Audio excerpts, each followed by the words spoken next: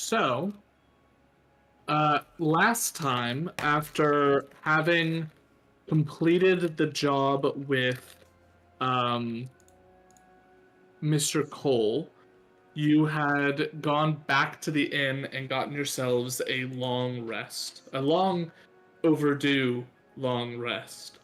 Um, Leveled up, and as you woke up that morning, uh, it took a while, but eventually, um, you all started going about your businesses throughout the day.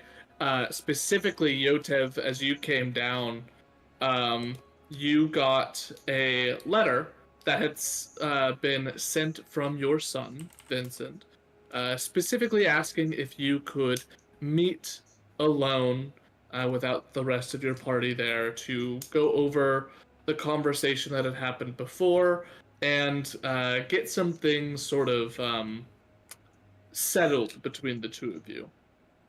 Um, as Uh, you left to go do that, other people within the party went to go do some shopping and set up a temple to a evil deity, and the usual stuff that adventurers are wont to do in uh, in random D&D towns. Um, However, as you went to go and speak with your son, uh, he invited you into a back room in which two things happened in very quick succession.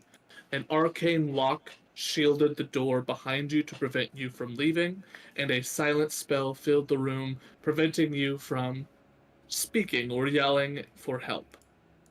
It's in that moment that a mental link was connected. You were surrounded by four individuals. The one posing as Vincent, the facade dropping, turned into a dwarven man. Longish beard, very well kept, sort of golden rings on fingers and nice finery for the clothing. A tall, imposing silver dragonborn in one corner, with a sort of lithe, lanky golden one in the other, and a owl-like entity sort of clinging to the wall above the door. Its body latched onto the wall and head turned 180 degrees around to look at you. Um, and as you entered into this room, you were immediately informed that uh, your son put up a little bit of a fight, but luckily your daughter went very quietly. It was one swift blow to the back of the head. Um, and the two of them are currently on their way, or potentially already there, to Shady Creek Run for the purposes of making sure that when you get there, because they expect you to, but when you get there, the Ivory Claw expects a little bit of a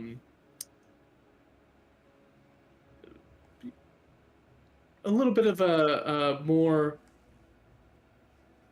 cordial visit as a result. They don't want anyone trying anything too brave and going in guns blazing. They would much rather you come and have a chat first. Um, that news was then delivered to Lisbeth, your ex, who very much did not like hearing that shit. And has since decided that she's taking a bit of a sabbatical from the church, and is now suited up, kitted out, and getting ready to march alongside the rest of you. We ended last session with all of you leaving the city and making your way northward towards the city of Shady Creek Run in search of revenge for now three kidnappings and an individual that Varnex, you are destined to clash with. As you travel along the roads, the first day until night, it's rather calm and peaceful. In the middle of the night, as you all rest, storm clouds gather and begin to break. Rain thunders down around the countryside. anyone who exits the tent today, you are immediately soaked to the bone. It is a long, hard ride north, especially considering with the fact that winter is very much in full swing. This rain is freezing. It's not quite frozen, but it is freezing cold as you make your way further north to only a less and less temperate climate. As you travel along, where is everyone in this sort of order? I was controlling my horse, was controlling or pulling the carriage. Okay. The wagon or whatever. Above the thing. Like chill. Michael would probably be leading, and I'll bring up the tail. I'll bring up the rear. Okay. Give me 1 minute to Cordial. set that up. Cordial? You're expecting cordial from this group? They're expecting that the lives of children may make it so that there is Young a little adults. bit less. Young adults, yes. They are both fully in their 20s. But the lives of one of your kids might cause at least a little bit of a a pause, as it were.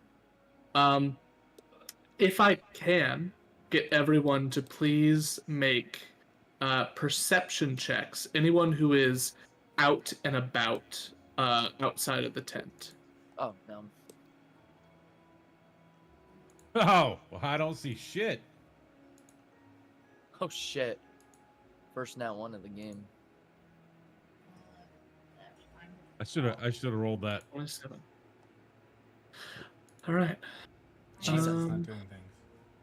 I That's should've 19 physically plus rolled 8. it. There you go. Where are you, Kenji? He's on With, my Varnix. shield. Okay. And Oh. then Point of order. yes. Kenji's little doll. Did she keep it or not? Because you offered it to Elizabeth. She did not. So she the doll is riding on a little mount that I made on the Axebeak's head. Okay. okay. Let's see. I've got 1, 2, 3, 4, 5, 6, 7. Cool. That's everybody. Can I ask you a question? Sure. Why does my token in chat have the party symbol, but dragons and dads and Michael's and has their Get character? good. I have zero clue. They rolled in game off their sheet, and you guys typed your answers. That would make sense. Oh yeah. There you go. So, we have a 24, a 24, a 27, Jesus, a 16, and a natural 1. Varnex, you are in the back. Your entire view is a cart and then A tent. horses. So yeah, cart, tent, and horses. So you can't see shit. Somehow from behind you, Kenji sort of has his hands on your shoulder and is leaned far out over and could actually see some stuff. We'll say, Aiden, you're able to clearly see with the 16 that there are what looks to be lights up ahead. A couple of small, almost like torch lights in one area. At this moment, all you can really hear or see, it is a downpour of rain, so it's sort of disorienting at the moment. For Kenji, Cassandra, and for Killian, the three of you can hear as well as see from the light. There is sort of like a very frantic sounding conversation happening where whoever this is a bit perturbed. They seem confused or frightened in some way. You can't quite tell exactly what it is that they're saying, but you hear this sort of tone to their voice that causes you potentially a little pause at the when you begin to hear them.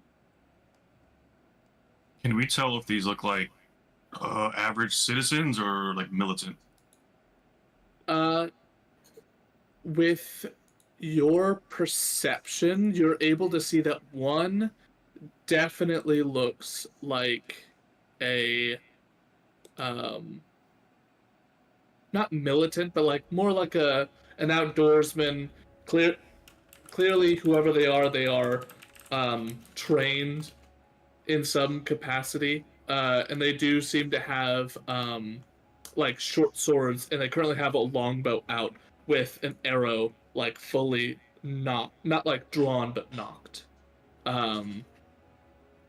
The other two seem to be very much the opposite. They are wearing traveler's clothes with cloaks with hoods all the way over their heads.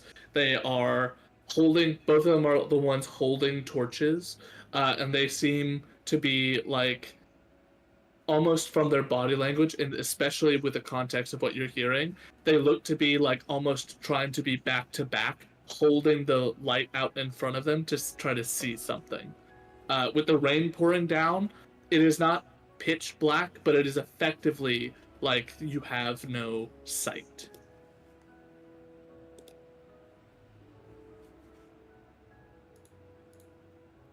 How far away are they? At this point, only about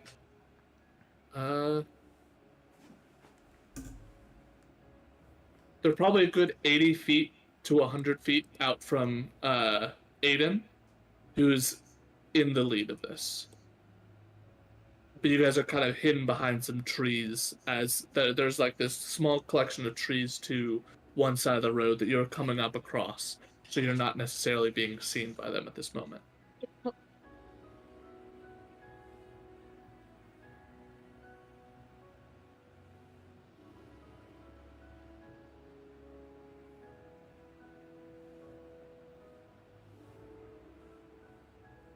What do you guys think? I might have missed it. So we saw the lights. Are they stationary or are they moving at all?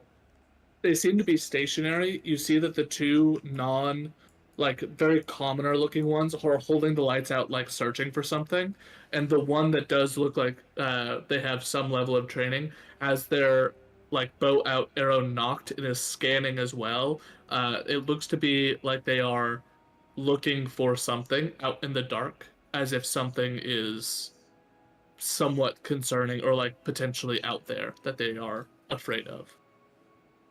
They're stationary at the moment. Anybody gonna clue me in? Yeah, I'll lean back and give Varnax a heads up that we have people in the way and what they're doing. Oh, right. Check my shield. You okay, Kenji? Yeah. Sword, good. Alright. I'll move Bren off to the side a little bit, so if he has to charge. Sure. Why don't I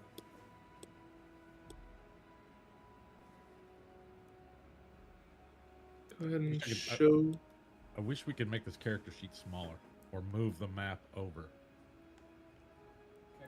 You know you can bust out the character sheet, right? Yeah, I did. Oh, It's Pop it out, as in it's not part of. right. yeah, it's free floating, Oh, okay. but it takes up half the damn screen. Not if you window it, Oh, I Yeah. see what you're saying. I can. but it does get a oh. little fucky if you do it. Oh, It's not. It's dark because it's raining, right? Not because it's Correct. nighttime. Okay. All right. Yeah. That's good. Mm-hmm. Mm-hmm. Dark Vision sees in gray. Is that what I'm seeing? Yeah. And that area of light ahead that is from actual light. Gotcha. Oh. I'm still inside the tent, Oh fuck. You know nothing. I still can't so see I know shit. nothing. I still can't see shit.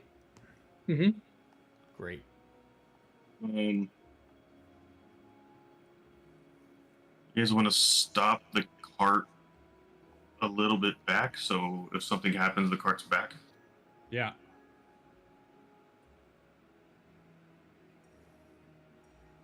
And then I'll go into the tent and alert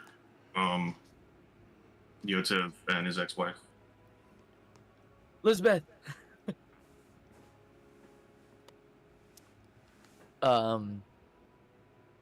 Okay. Let's see what we can figure out, I guess. And in knowing that Kenji can't see if it's like dark and he knows it's raining out, I am gonna spend an action to use my magical tinkering to create an object that sheds a bright light in a 5-foot radius. An object sheds bright light in a 5-foot radius and dim light for an additional 5 feet. So he gets like essentially a flashlight. Yes.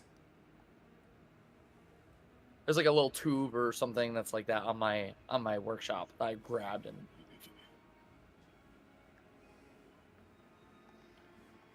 This will change Give me everything. some level of sight. Give me some this- level of sight. This will change everything.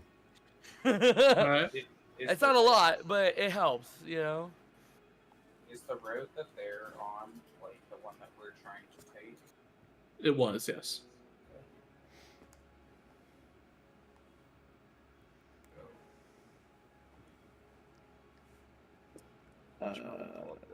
I can hide. Like, this is an object that I can hide, right? You didn't cast the like light on me.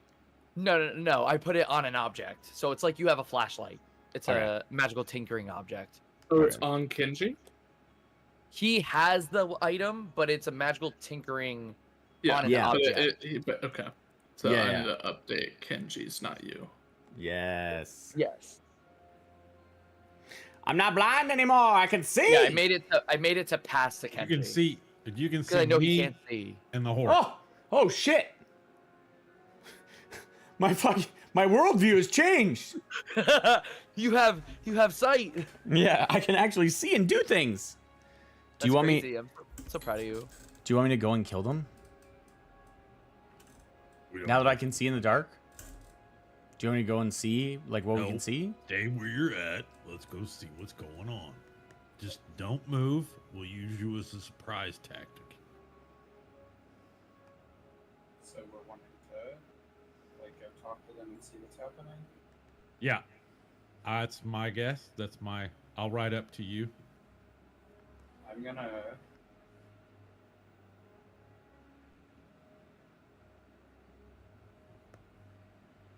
Kenji, if you want to stay with me. I can't move you. Oh, how big is this map, by the way? I should look the feet measurements. Okay. Everything's still 5 feet squares. Mm-hmm. Mm-hmm. Well, Mm-hmm. I would have probably been on this one, right? On this wagon right here. Mm-hmm. Yep. So I'm gonna start to move up towards Killian. Ilian. All right. Aiden and I'll go check it out. I'll watch the cart. I got Maybe we backup. should, like, stage whisper or like make ourselves known in some way because they seem kind of jumpy. Maybe A lighted torch, maybe? the light. How far are we? How far away are we?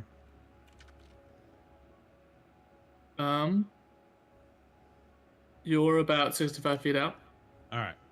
I'm gonna just bellow at the top of my lung. Yo, in the road. As you do, the person with a bow quickly turns and draws in your general direction, sees the fact that there's a light on in your area now with Kenji, and the this guy's gonna rush over here and get behind. as she sort of steps in between, holds it out and goes, "Show yourself."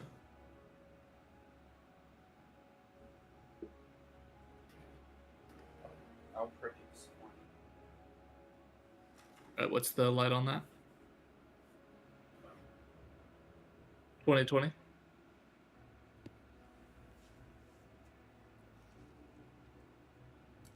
I just go ahead and step out in the road. Yeah. 10-10. As you 10-10. As you go to do that, her arrow is now pointed directly at you and says, "All right, stop there." You might want to put the bow down. Hell no. You've been tracking us for long enough. We just left the city. I'm sure We're you not did. tracking anybody. Bullshit. I'm gonna We intimidate. know her. your tricks at this point. Okay. What did she say? We Put know the your bow tricks down. at this point. By the point. Put the bow down, or my axe beak is gonna feed on your face. Holy fuck. I'll have axe beak raise his head and snap. Oh Uh, Lord. You see that one of the two people behind her fully faints. No. As they faint, that light, the torch, hits the mud behind and goes out.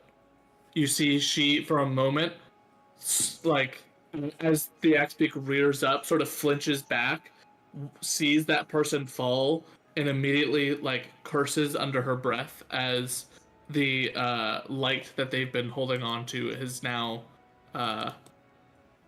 down to one torch. And she like doesn't have it a full draw anymore. It's still knocked and lowered a little bit and not pointed directly at you at the moment. Goes, "I don't know which one of you that you are, which one of them you are, but you need to leave. I'm just We're gonna not have doing this anymore." axe beak, as you know, because he's a war horse. Mhm. Just trot up. I'm coming.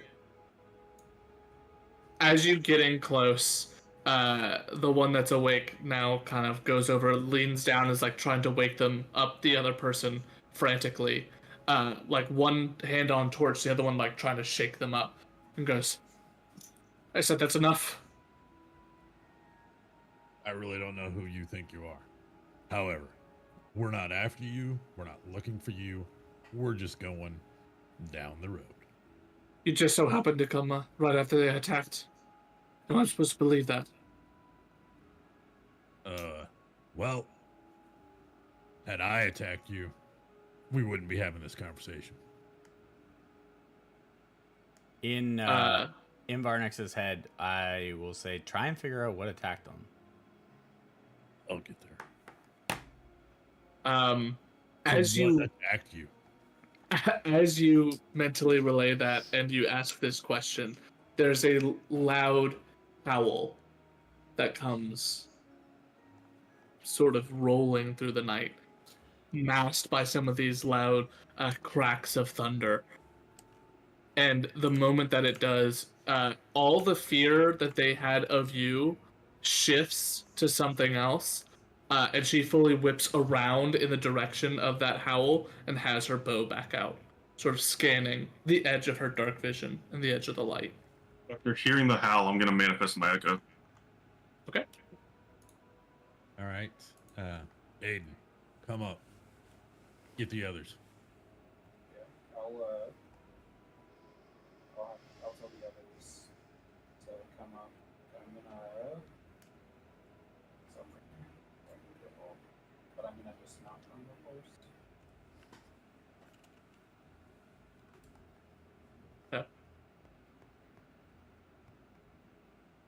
Kenji, we're staying mounted. Mentally.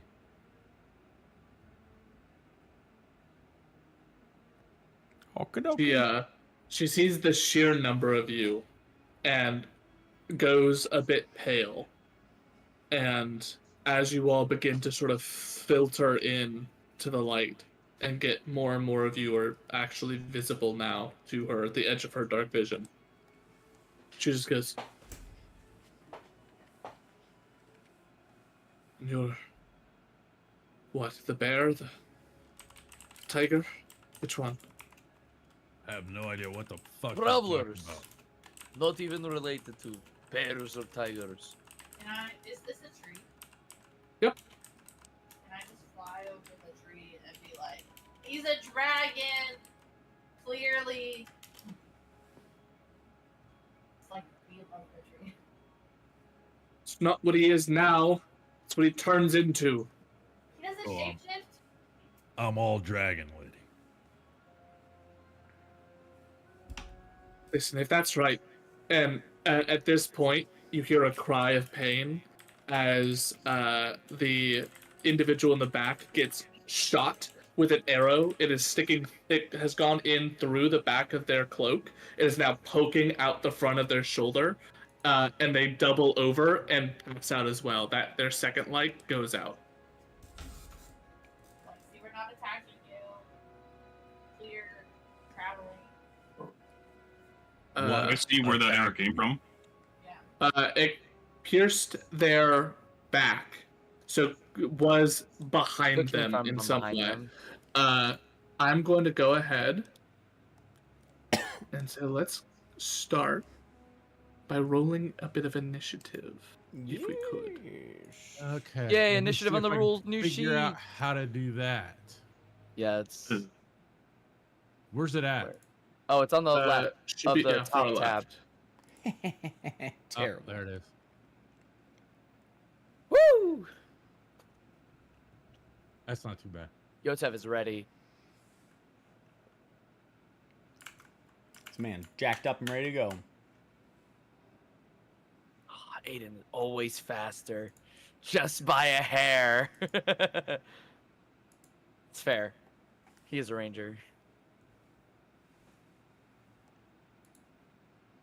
Before we start, Michael and I are going to step away real quick to go touch Matthew at the bed just to go over the. That lets me go pee then. I think like 2 seconds. Yeah. I'll be right back. Yeah, P doesn't take that long. right. Not the way I do it. What? What? Oh, Want to talk about it? With a handstand. Nah. hey, with For sure. excruciating detail. Yeah.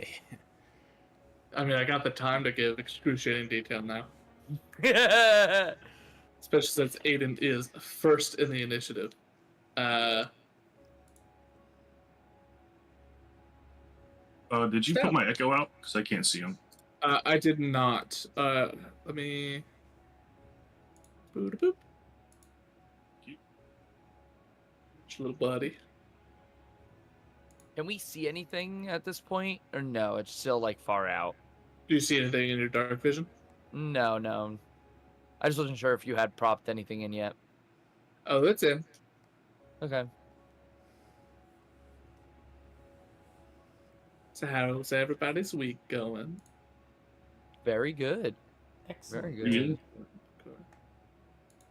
Started work up, and now I'm doing both jobs again. So like I'm chilling.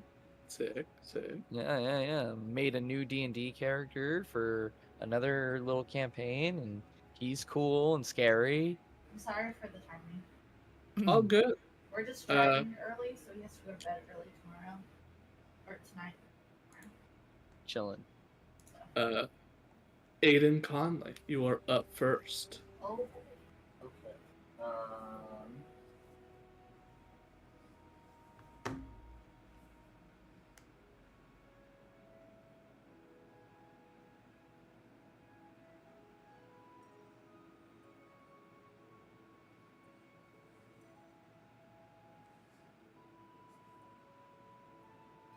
Sorry, I'm back. Alright, so the arrow came from behind them for someone. Yes. They're They're both dead? they're both unconscious.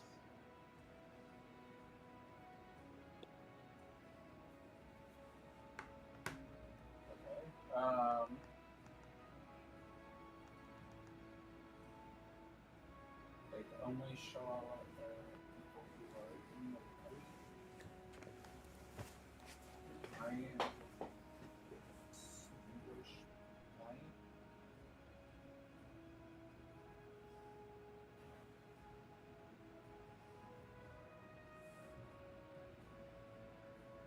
So that I'm going dark vision.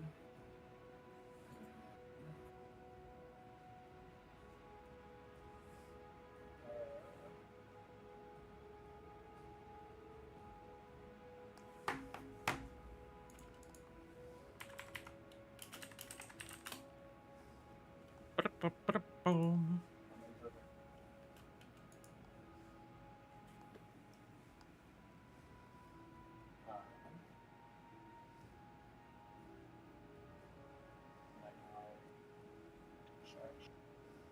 Brittany, we're only hearing like every other word.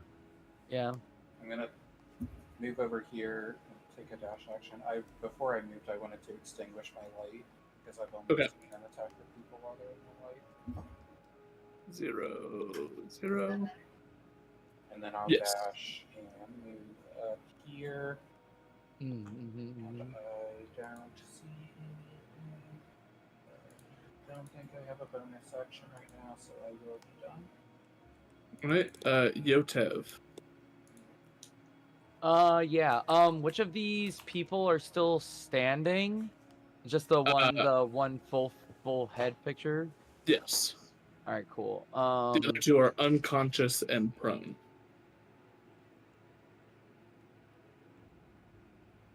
Cool. And how far is the range on this? 30 feet, okay. I am gonna move 30 feet upwards this way. Just to see if anything happens and just to make sure that they're okay. Say, don't worry, things are gonna be alright. We're gonna figure out what's going on. And Yotev's going to, as a bonus action, I'm going to cast Sanctuary on this person, little duder. That one. Okay. Which one did you hit? I use Sanctuary on the one that's still up. Oh, So okay. that's the just the full head portrait. Yeah. Quinn. Yes. Yeah. But we don't know that yet. Whomever this person is. And then I can't use another spell because that's and I've already used one. And I'm gonna take the dodge action. Okay. Yeah. Alright. It is one of their turns. As it makes its way a little bit further forward.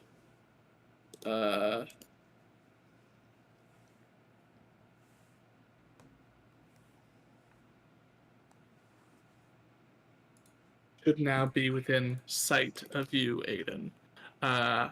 As this creature, long furred arms, tiger-like head, scimitars on the side, and a longbow out, pulls and tries to shoot at you. Since you've taken your stance a little bit closer to the front. Say 15 to hit. Misses. And a 13 will miss as well.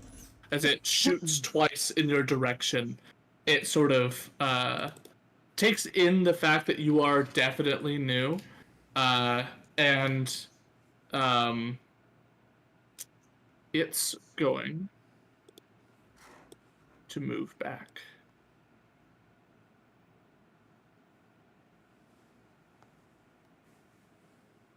Aiden, did you see them at all or no? I did. Okay. So it was. I saw it was using a weapon. Obviously, it shot at me, so it seemed intelligent, correct? Yes, definitely.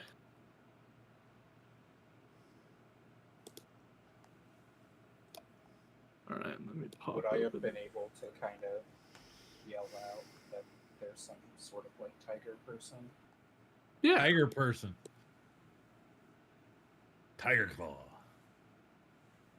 Well, the backseat. Where tiger? Oh boy. Well, she said something turned into something. I know what you turn into is what she said. You a bear, so we're gonna wear bear? Care bear? Beware, werebear. Wear bear, care bear. Okay.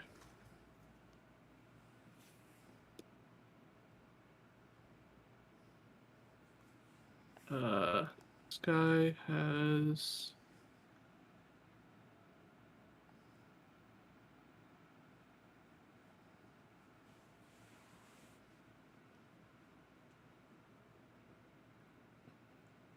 Doesn't really have good range. Well, that's good. I'm not mad about it. Not gonna complain. No. Oh. As he moves and dashes, getting down on all fours, and begins to run in close. This large, sort of canine build. Upper body's definitely a lot more heavy set than the lower, and is sort of bounding through across this muddy terrain, headed straight towards the light that it can see. Let's unveil that. That was its turn. Varnax, it is your turn. All right. Hang on, Kenji. Why did my stuff go away? Why can't I see now? Did you click your axe beak on accident? Yeah, that's what I did. I'm trying to move him. Truly You should incredible. default to use the like the square-looking icon and select yourself and the axe beak at the same time, and it'll keep your vision. Oh, I got you. All right, so here's what I'm gonna do. So does his movement count as my movement? It does not. So he can move his whole movement and dash, and it's not going to reduce your movement at all. So It is your if I dismount now, I still have my 30 feet, right? dismounting takes half, but Okay. you'll have 15 extra feet. Yeah. Okay. So Kenji, you're on me, bro. You got to get on me. Go diagonal up until you see me. I'm gonna dismount. Oh boy. All right. Go I'm gonna diagonal up. axe beak to Like right here? guard. Oh. I'm gonna lean over, put one hand on each of those little humanoids or whatever, hand on each, Mhm. and spare the dying. Okay. So they don't have to make death saves, so they're not gonna die. All right, so that's a cantrip. So now I have movement, right? And I got 15 feet. Down stable. Yes. Oh. Got. Don't click on axe beak. Why did you do that? Damn it. Now I can't. I gotta move him. He's in my way. He got on top of me. Huh? All right. So I'm Is Lisbeth in the initiative? I'm gonna move up. Oh, to you. you're right. Got to add. I just wanted to double check. There we go. Just making sure we have everybody. I'm gonna move up to there. Mm-hmm. Kenji, you're still on my shield. You want me to move axe beak back because he's on top of you? You got it. Good. All right, and I got the katana drawn, two-handed, because Kenji's on the back, and I'm gonna take swing at bad boy here. Spare the dying is an action. Is it? Yes. Not like Son of a- this. All right, that's fine. At least I'm guarding it. So, axe beak is guarding there. Okay. Had to move him. I got under him somehow, and my icon when I was measuring. What's this thing look like now that I'm right beside it? It looks. I mean, it looks like a goddamn werewolf. Oh, goddamn werewolf. Yeah. All right. Whoop. Honestly, just like a fucking werewolf. Yeah. That's fine. I would be familiar with that, correct? I'll get you, Chutney. Goddamn. I don't know where to begin to correct that.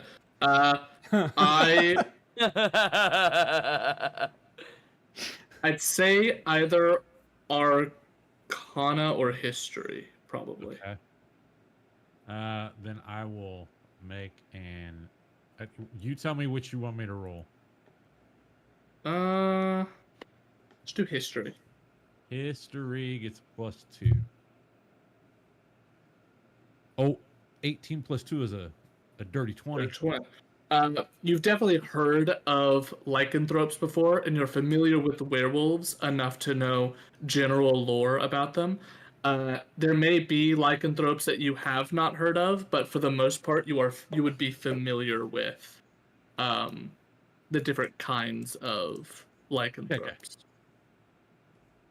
I'm just gonna shout out. We're dealing with werewolves or lycanthropes.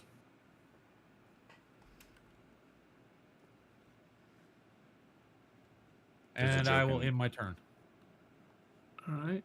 Because there's nothing I can do. I didn't realize I should have known that a cantrip was an action. My bad. Sorry, DM. I was thinking that was like free. All good. We have next our Quinn, who let me double check on the spell Sanctuary. Yeah, they can't attack. Don't they have to make a wisdom save and then they can't attack you? That's that's for someone else. I'm seeing No, if what something breaks targets the them. spell. A lot.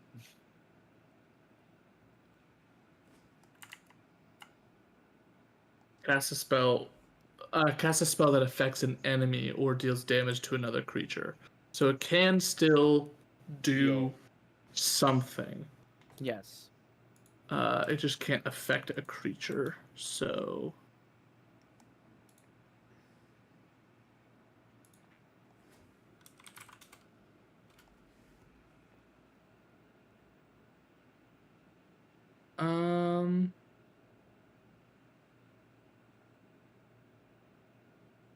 They totally crippled this character just in the first turn. a little bit. Good job. I wanted Good to job. make sure they didn't die. They weren't hurt. Yeah, they're not the ones that needs to be concerned about. I wasn't aware. Just Because anything could have happened. crippled this character. I come back from taking a pee. That's what I get for trying to help. I know. Can't save them all, dude. The Can't music take died these here. artificers nowhere. I will break your Axebeak's leg and then make it on a hinge. What? This is fine. I'll just summon a new one that's perfectly healthy. And then he'll kill you. But No. That's if he could break through my armor, bruh. he'll bite through that shit. If he hits me, he gets pushed back 15 feet, bro. Every Okay. time. Yeah. All right, let me know if music is back. It should be, but It It is. is. okay, good. All right. They're just gonna waste your spell. I think it's more important to them that they attack. Damn. They're gonna move over here. Rip me. I mean, you know, it'd be like that sometimes. Yeah, do. Never again am I gonna use. You know what? Never prepare Sanctuary again. Oh boy. Sanctuary is still really good, but it'd be better know. on the two people on the ground who are They're already defenseless. dead. they Potentially. They're weren't. unconscious. He said they were Anyway. unconscious. They're left for dead. All right. That'll hit. Let me double And check even something. Mr. Evil Me, I went and saved them. Even Mr. I Evil couldn't- him. I couldn't reach them. And I would have only been able to affect one of them.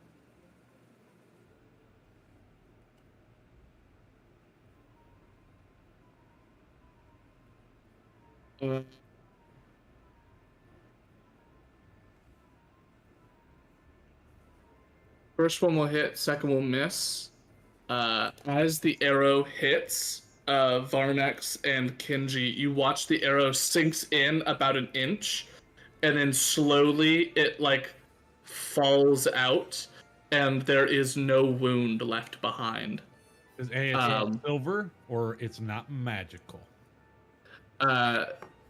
She, as she sees this, curses under her breath and instead goes to grab and begins to drag one of the commoners out of the middle of the road. That will be her turn. Cassandra, it is your turn.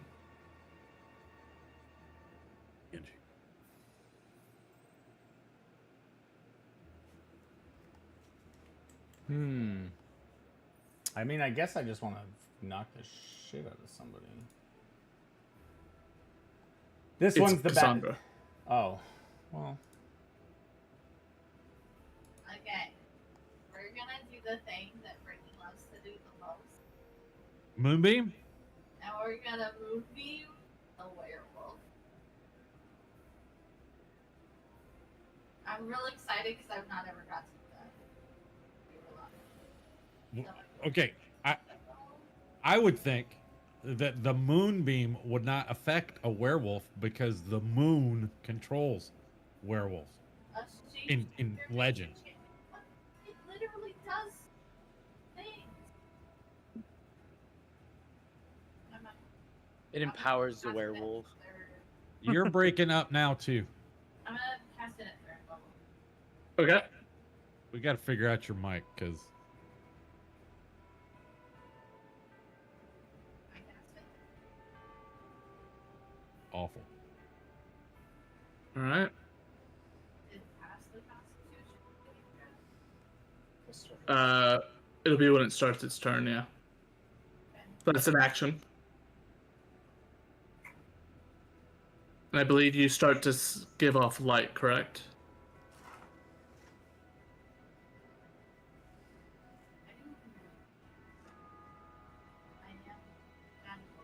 Oh, I apparently my horse, but not my. Sorry, I'm with my horse. Where my Could you horse? step forward and talk into the mic, please? Nope, I will adjust this instead and do that so that you can hear me. I think that's it. I think that's all I do. Okay. I don't think I want to move.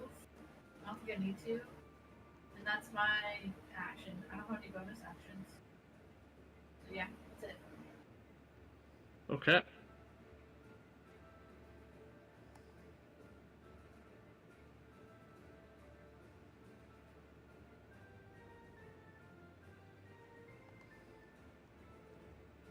Elizabeth's turn. Oh, not quite. Oh, not quite.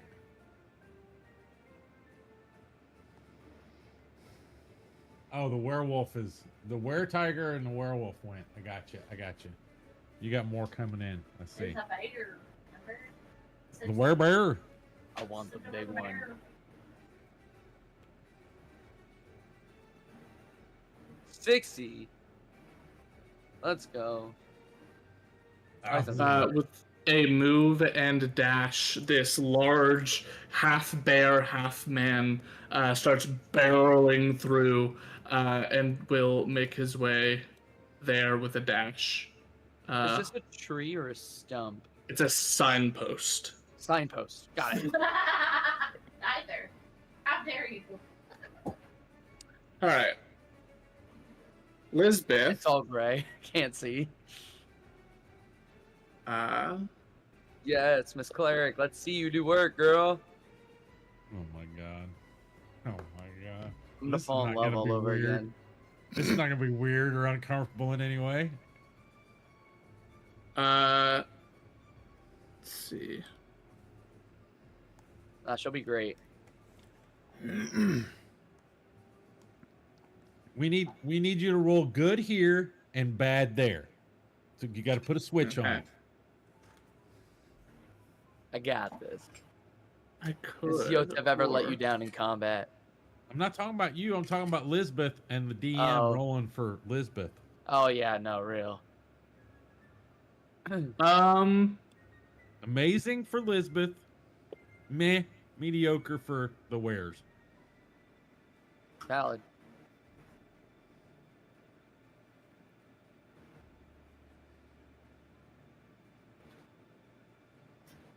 That's not how that works.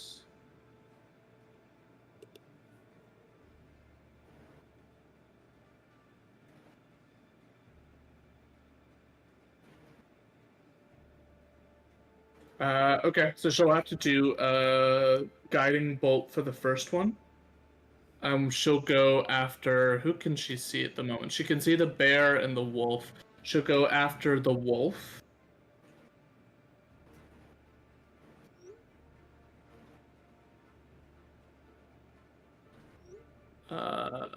The werewolf. That does actually hit.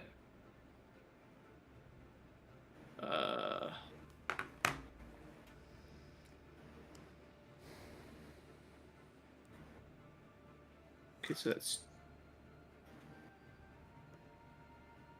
Oh, interesting. Hold up. Apply. Oh, that's so nice. Yeah, That's what cool. happened? You can, when you roll damage, I can click on a character and press apply, and it does the math. That's Oh, that's yay. sick. Nice. That's Oh, yeah. wonderful. That's sick. So the werewolf is gonna. The werewolf begins to glow. The next attack on it has advantage. Oh yeah. We'll call it marked just for that purpose. And then we'll use her speed to go 5, 10, 15, 20, 25, 30 to here. Killian. All right. Let's see. Let's go Killian. 10, 15. Actually, hold on. 5, 10, 15, 20, 25, 30. Perfect. I'm going to get a little closer as well. I would like to rage. Okay. Yeah. I don't even know how to use it on this new sheet. Click that bitch. There we go. And I will be attacking this bear person from my Echo's position. And you have your maul is silver, correct? I don't know if it's silver. I think it's magical. Well, I thought it was silver +1. I think that was Killamash. Is Yeah. that what it was? Yeah. Okay, sorry. All right. So yeah, attack from the Echo's position. That is a 24 to hit. Absolutely hits. 2d6 plus 6 plus 2. 13, 15 with rage. So 15 points damage on the first one. Extra attack. That is a 15 to hit. Hits. 9 plus 6, 15 plus 2, 17. 17 points of damage. Unleash on him. All right. 21 to hit. Hits. She's bloodied and battered. And 16, 18 damage. For 18. I'm guessing this thing's got lots of HP. Oh. I'm actually going to stand one back there. I'm going to just move my person one. Okay. That's everything. All right. That is your turn. And we go to the boar, man. Where boar? That's cool. Hell yeah. I want to see these pictures larger. Hell yeah, Zoom in. brother. It's going to run and charge in your Oh direction. shit. Okay.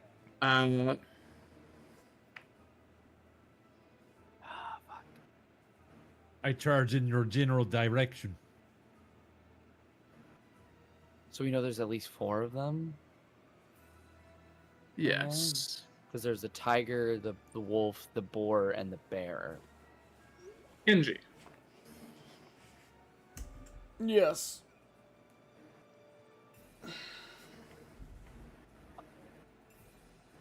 I'm going to... There's 2 enemies up ahead I can see. Yes. Yeah. Which one looks more fucked up? Neither of them have. Well, so the werewolf has been hit once, with guiding bolt, and the first attack on it will have advantage. And it's this one right here. Yeah. He's also hit me with moonbeam, right? Yeah, but it's not gone on its turn yet, so. Yeah, Okay. I'm gonna hop Moonbeam is off, targeted. move here. Out of the range of moonbeam, I suppose. Mm-hmm. As much fun as that is. Fucking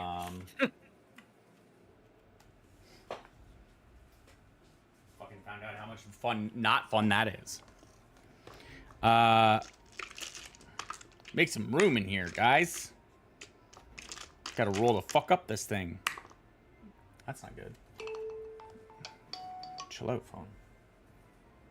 That was a 5 plus something to hit. Did you roll with advantage? No, I didn't.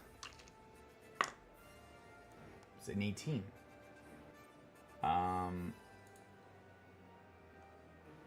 For an unarmed strike plus 9. So 27 to hit? That'll hit. Alright, and I do 2 attacks on my turn, right? But this one's Yes. not with advantage. Correct. Okay. 21. Hit. Incredible. Truly incredible. 1d6 plus 6. We'll do 2 of those bad boys. 5. 2 for 7 plus 12 for 19 points of damage. And then I'm...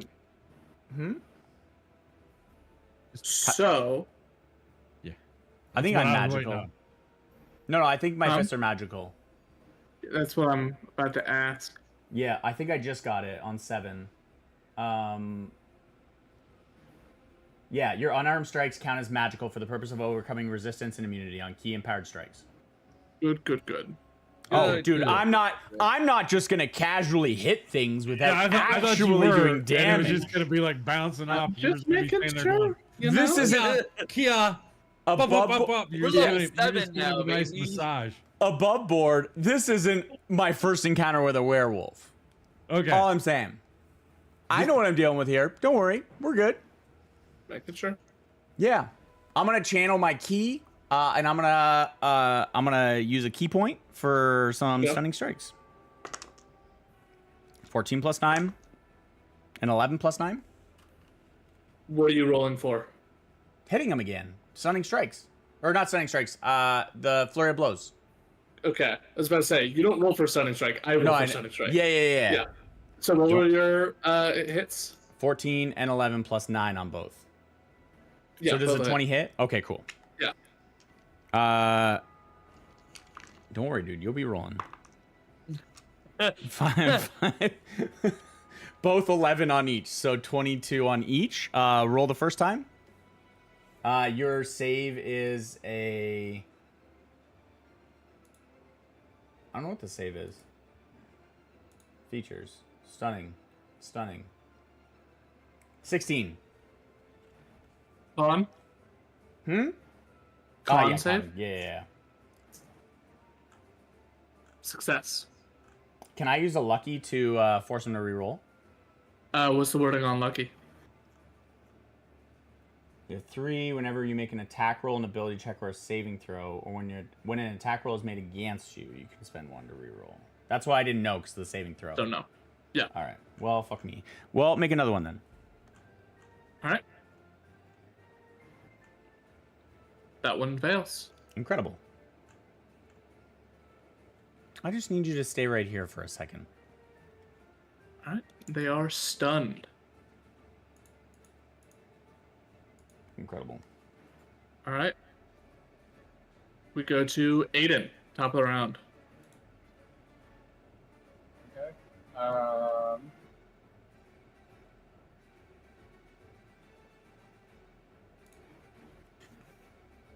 gonna move 10 feet to here. I'm going to try to telekinetic shove the werebore.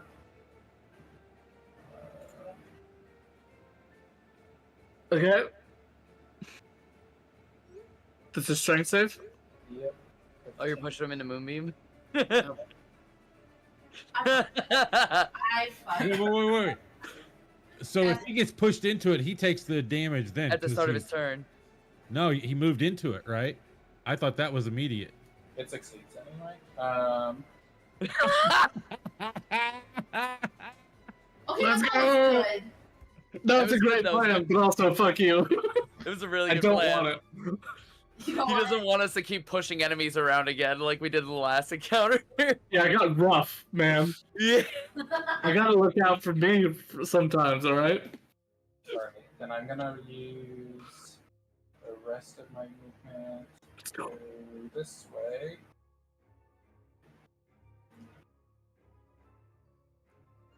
Uh.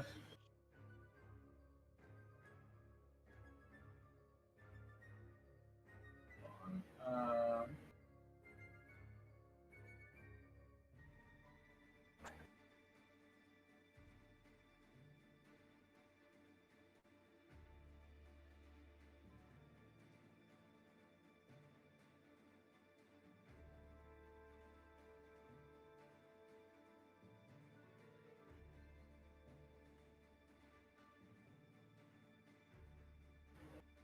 Okay, I'm going to cast Fairy Fire. Ooh. Okay. That's 2 dex saves.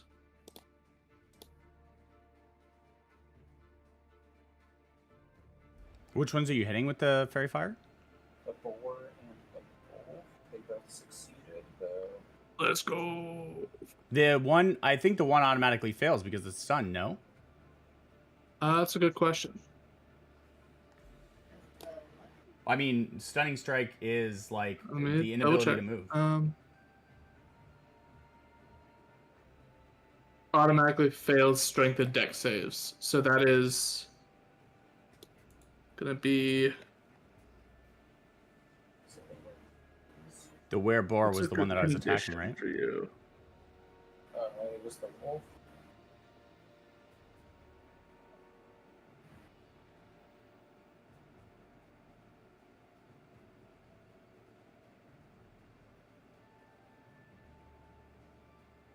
We'll just say marked. So auto advantage on everything to hit the werewolf, and also it is stunned. Since an action, bonus action, and some movement. Do you have any more movement left? Or are you good? No, that's all my movement.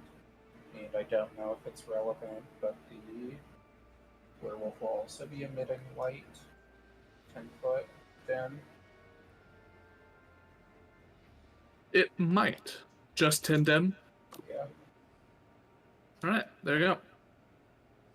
that is it. We go. Wait, but that means I can see the. I can see the whatchamadinger next to it. Mhm. I could- Yotev, it is your turn. All right, sounds good. Yotev is gonna take a little jaunt down over yonder. See, it says 33 feet for whatever reason. I don't know why it says 33. I only see 30. Okay, cool. Oh, there it is. We're gonna come over this way. Okay. And I'm gonna bonus action into my size augmentation on the prototype core. So I'm counting now as a medium-sized creature. Let's get that 1d4. Yotev runs over and gets bigger and says, "You're not going anywhere, big boy," and then starts to wail in on this guy with a Thunder Gauntlet hit. Okay, Or roll going- it. Where are you now? There we go. 18 hit. 18 hits. Excellent. Let's do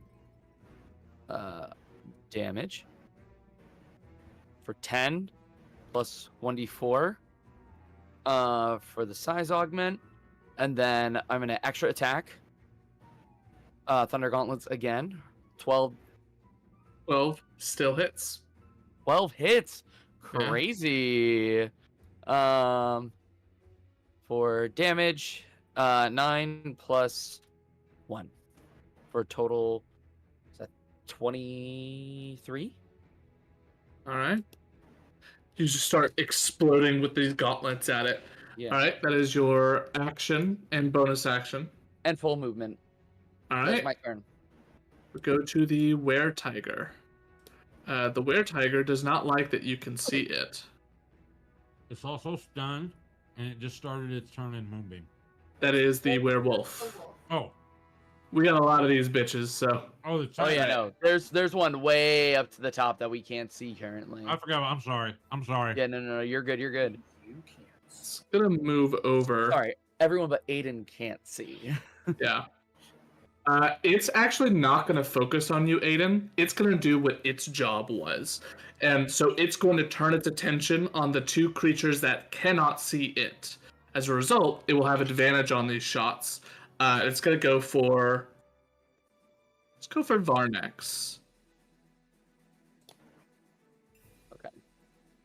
I'm about to be real mad if A 19 to hit. Yep. And a 20 to hit. Yep. That is...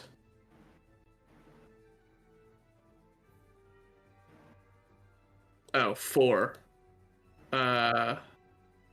And 8 points of damage. 12. For 12, yes. Now let me figure out how to do this.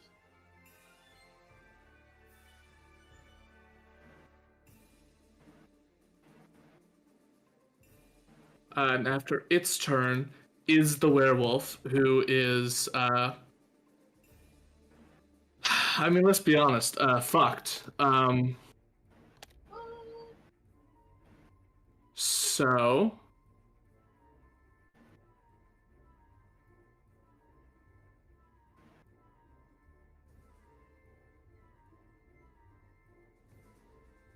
Gonna make its con save a disadvantage. Nope. It's a Aw, 17. that passes, right? Yeah. It does. And then it takes 25 points of damage. Off of that rate, That's right. but it's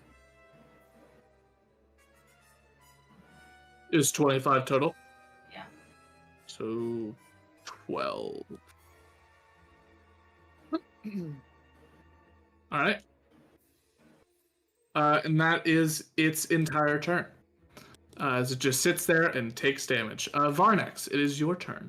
Can I, out of order, like, tell Varnex needs to... out loud? I can't hardly even hear you. Am I allowed to tell Varnex that he needs to move? You can say whatever you want, yeah. You can yell shit. Then I'm gonna scream, Varnex, move. And that's it. I can't move. Look at... No, seriously. Brittany, look at where I'm at. I see. I know. But like Varnex, just move. Like Disengage. Yeah, I don't have that ability. Do it. don't have that ability. Well, I can see that the werewolf is fucked, so I'm gonna go ahead and take him off the board. Two-handed katana with advantage, correct? Yes. Because he's marked. Yep, because he's got fairy fire. That would be a natural 18, That'll hit. and that's gonna be a 1d10.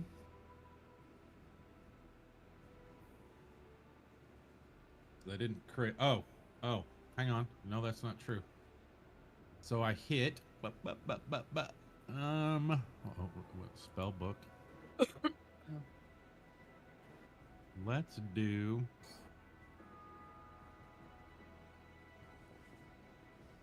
Let's add a branding Okay. smite to this bad boy.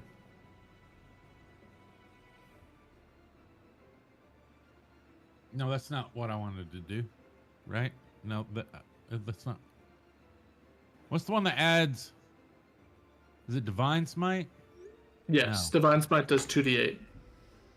If I'm attacking with, yeah. How do I refund that? Or can you? You probably can. Your empty shield, you just click on it and it fills it again. On your spell slots. No, it used my spell slot. Yeah, if you click the Oh, I got empty you. one- I got you. I did it. All right.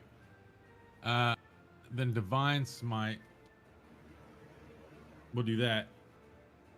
That'll add 2d8 extra. Absolutely. Son of a biscuit. I just dropped my good d8. And it rolled an 8. I got a 9, a 6, and an 8. Yeah, I did. So that's gonna be 23 23 points of damage, Just projected. plus your strength. which is 4, right? 7. Let me look. You bring the your katana down, and as it does, the blade sinks right through, sort of digging into the shoulder blade, and shoves through this thing's shoulder blade, and the arm comes lopping off. It is fully dead. All right. Yay! I'm gonna just do this with, katana in right hand, roar to the sky, grip, turn to the freaking werebore, All right. and go, you're next. All right. Roll the hit. Not advantage on this guy, right? Correct. That is a 17 plus. Oh, yeah. I'm looking in the wrong place. 17. Does that hit? That'll do it. Yeah. All right. Same thing. Another divine smite on him. We're just out here smiting. Yeah. Let's go. That's what I do. What paladins I'm a do. paladin.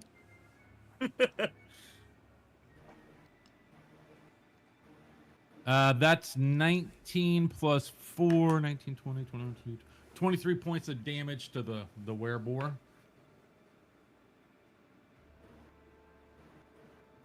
Crazy good. All right. So both attacks, you got your bonus action and movement if you'd like to take those. Can't remember what my bonus actions are, and I don't know how to see them on this sheet anymore. Does anybody know quickly what options I have or can see from my bonus actions? Do you know where that is? What do your wing things do? I can You can. I think So it's on on your spell sheet, you can, at the top, there's a little filter thing near the search spells. You can filter bonus action. Yes. there we go. And then you know what? I'll go ahead as a bonus action. Cast this on fucking the boar boy. Okay, yeah. Wisdom saving throw. Guess if he's not too sparked. Wisdom saving throw normal. That's a fail. He is now fully locked in on you as an opponent. Go. All right. Quinn is going to 5, 10, 15, 20, 25. Just bring this person over here.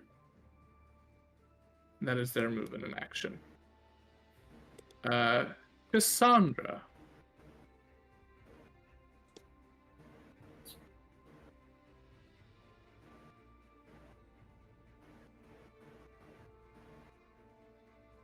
I'm gonna move my moonbeam here. Okay.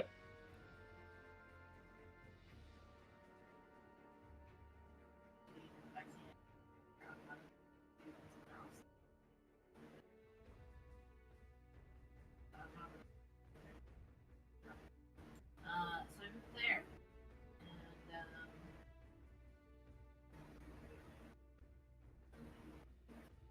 that's my action.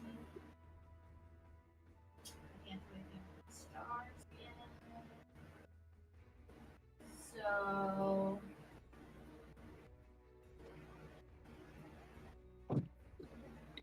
Can I ask a dumbass question? Sure. Why'd you do that? Why didn't you move it over to the boar? You could have hit the boar, nobody else. Now you're hitting Yotev. I'm not hitting you with that. Yes, you Yeah, you 100% are. Now I'm not. Hmm. I'm in. Unfortunate. All right. No, I don't think I have a bonus action or anything, so I think that's it. Okay. Let's do a Constitution save throw at disadvantage. It's a 12. Sweet. What do I roll? Do I roll damage now? Yep. You're welcome, Yotev. That's fine. Plus 7 plus 8. Thank you. 21. Yep. 876. Is that right? I don't know math. Is that right? And his Well. a fail. Yes. As that happens, you watch as the fur sort of falls off of this creature, and you see what looks like a burly sort of half-orc individual underneath, now like bathed in this light, still fully like pissed and angry. They're gonna, as their movement, get the fuck out of that because that fucking hurts. And they're gonna do a great axe attack on the Echo, and then a great axe attack on Yotev. So that is. Damn. I on wish the I stayed up a Echo. little bit. I would have pushed him right back. Oof, down I into should have reversed those orders. The Echo goes away, and then Yotev miss. Oh, absolutely miss. He swipes through the Echo, and as it goes away, he goes to like lift the axe up and over his head to arc down on you, and it just hits this massive metallic shield and scrapes off of it. That's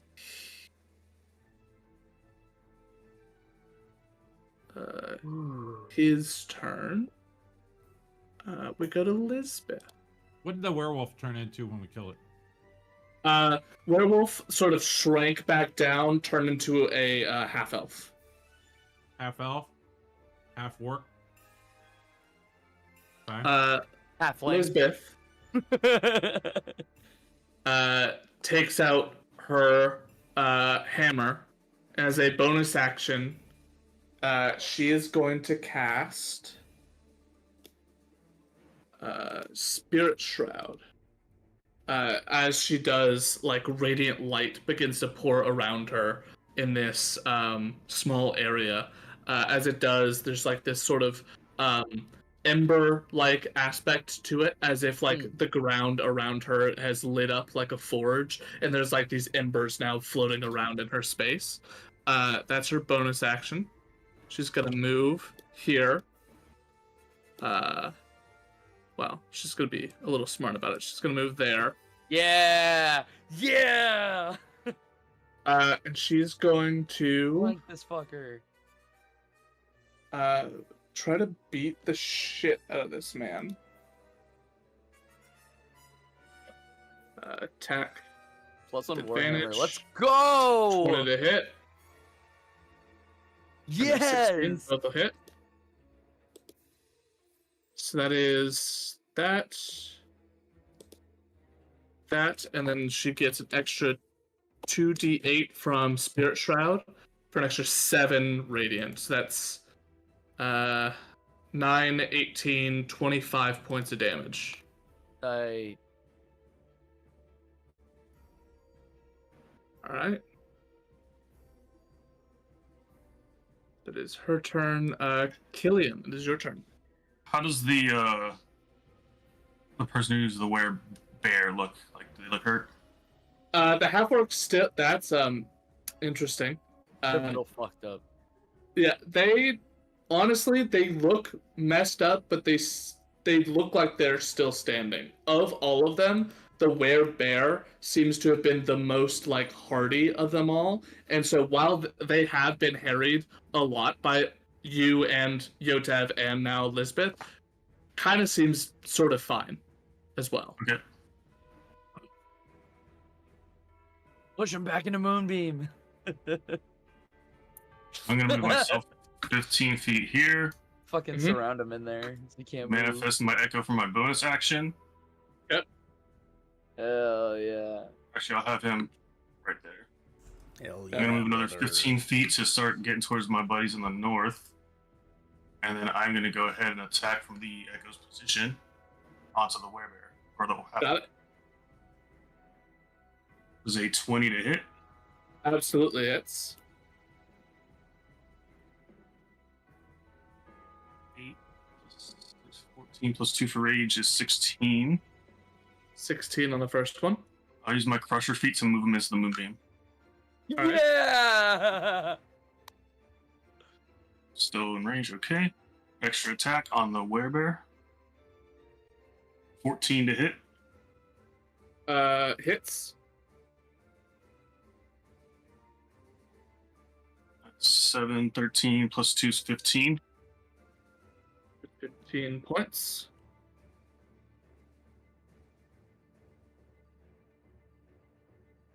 We're gonna unleash incarnation on the echo. Attacking the same target. Natural 19.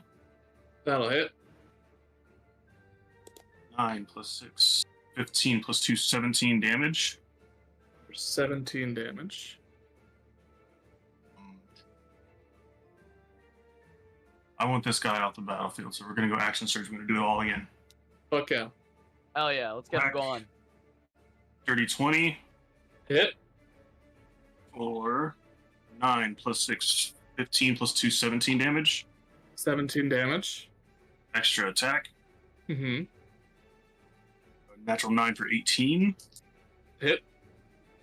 11 plus 6, 17 plus 2 is 19 damage. 19 damage. If you did 2 less HP, he would have survived. With that last bit of just pushing, it is hit, like 5 consecutive blows, pushing him back into this moonbeam. With that, I'm gonna change the photo a little bit. With that last hit, you knock him back 5 feet into the moonbeam, and as he does, it's just like the radiant burns away at him, and just you see these sort of like flakes of skins begin to peel off as he burns and falls backwards. And he's I'll let gone. out a roar in rage as I now turn my sight to the werebore. Fuck yeah. Speaking of, How's that It's the- wereboar's eyes look right now? uh, Is he a little He- frantic? he already looked like the most wild of the ones that you'd seen. Now he looks a little bit more like, a bit more wild in a different sense, but also he is magically compelled to duel you. Yeah, he can't leave. He can't run. Yeah, he has to make a wisdom save if he wants to. And as you've noticed, he's not super wise. So he's going to do his best to beat the shit out of you while he can. We're going to do...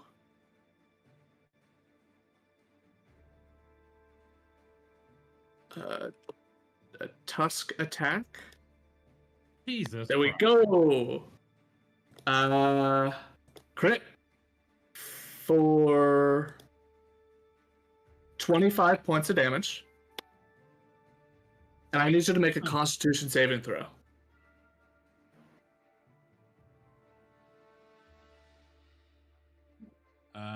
Natural 1. Constitution. It's nothing bad. Just fail it. Just willingly fail it.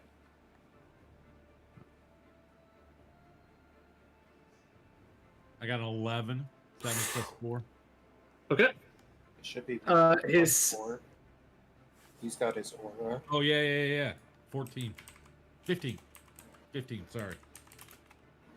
Okay. For the second, he's gonna use a maul attack for 23 to hit. That hit. For 12 points of damage. All right, hang on. Let's go, Weirlord. Fuck yeah. 66 Weirlord's minus, putting in work today. Yeah. 35.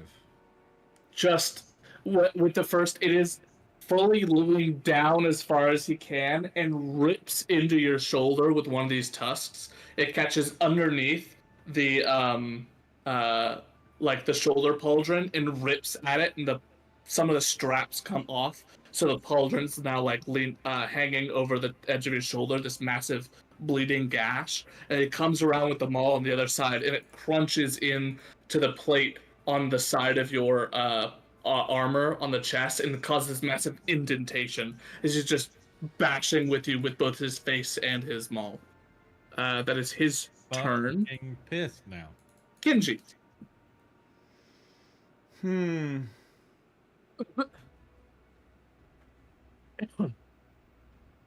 like to kill things. Be my guest. I'm gonna move up there. I'm gonna hit him twice. Alright.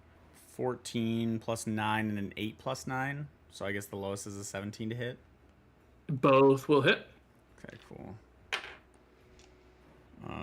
D6s, right? 3 plus 6 for 9 and 11 for 20 points of damage. How's it looking? Like you just punched him for 20 points of damage. He's not looking Yeah, very but I've fucked already up, or hit he is him looking once. fucked up?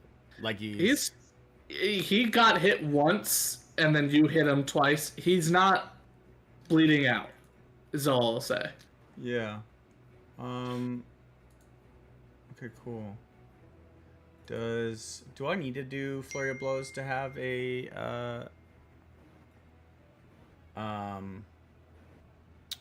to Stunning Strike? Or I can No. just cause it on these two. Oh, I always assume that I Any have to hit. for some reason. Oh, incredible. Make a con save. Please. No. This is the monster I'm talking to. I'm not going to be nice to the monster.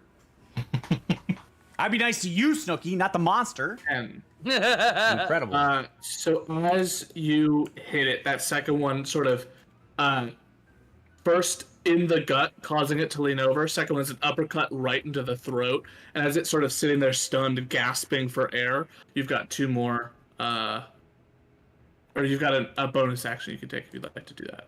I will punch it again. All right. Oh, right. I need to roll the thing. Jesus, fuck. That was a heavy dice. 12 plus 9? Hit.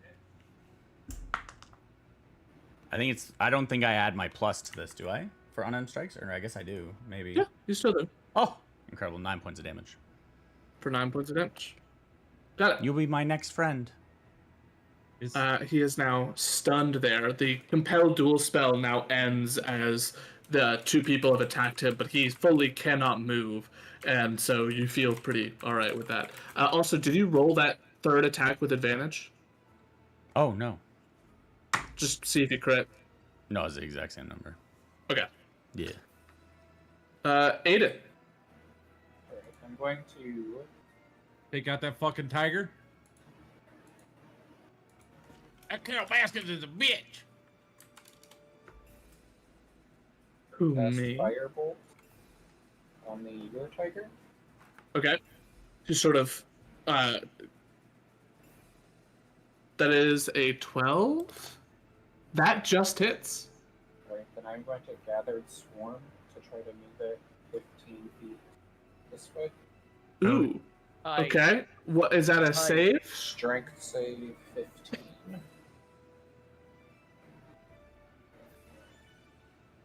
Let's go. Okay. I think he's happy about strength saves.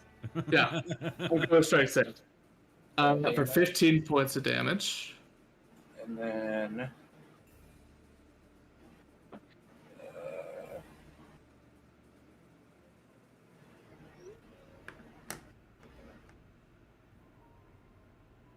I'm going to use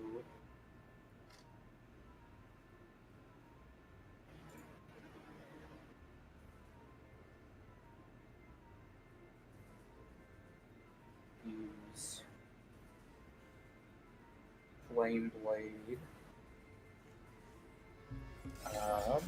which will make me give off light so that other people can see it. All right, what's the light radius on that? Okay. So 20 dim, 10 bright. Update token. All right, And that is everything. Mr. Iron Snarf. Yes, sir. Yotev is going to move. Let's see. How far away is he actually from me? Let's see. Jeez. Wow, exactly 120 feet. I could stay here if I really wanted to. But I'm not. I'm gonna move up. Yotev, after seeing this thing go up, he's gonna make his full 30 feet of movement up this way. And I'm gonna upcast magic missile at level 2 at the were tiger. All right, roll damage. Boom. Bit of that. How many is it? It's 4 for level 2. 4, right? There you go. Okay, so 5, 7, 12 points of damage. Yeah. I don't think I have anything else I can do this turn anyway, because the rest would be bonus actions that I can't really use because they're spells. All right.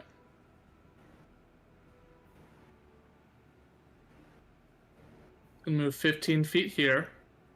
You watch as he drops his bow, hunkers down, and then moves quickly in your direction as he's going to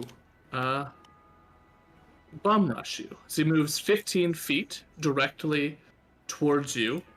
He's going to make a claw attack. It's a 24 to hit. Hits.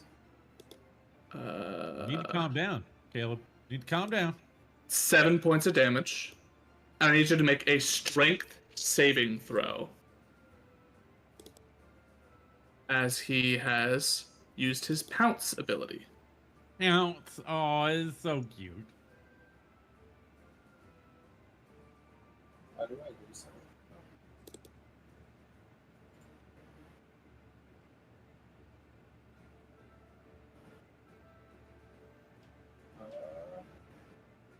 Strength saving throw. Damn. That was for. Oh, there's no con save on the claw.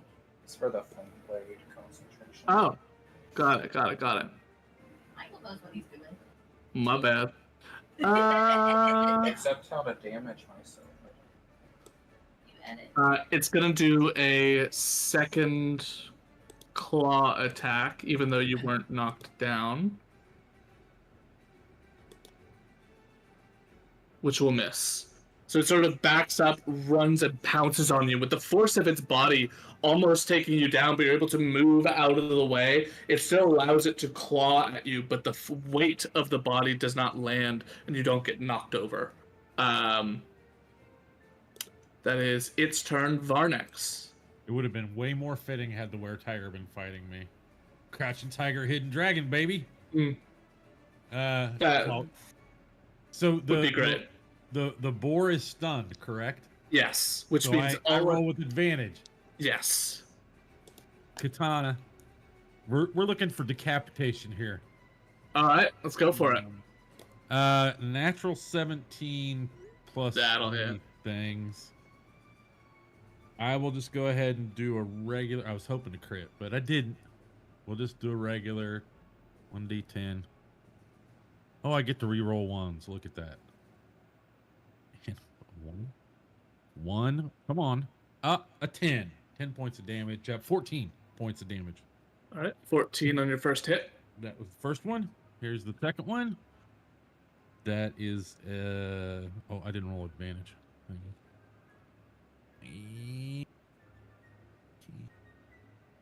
Well, where I wish. Okay, so strength is 5, 6, 12 hit. 12 does hit. All right.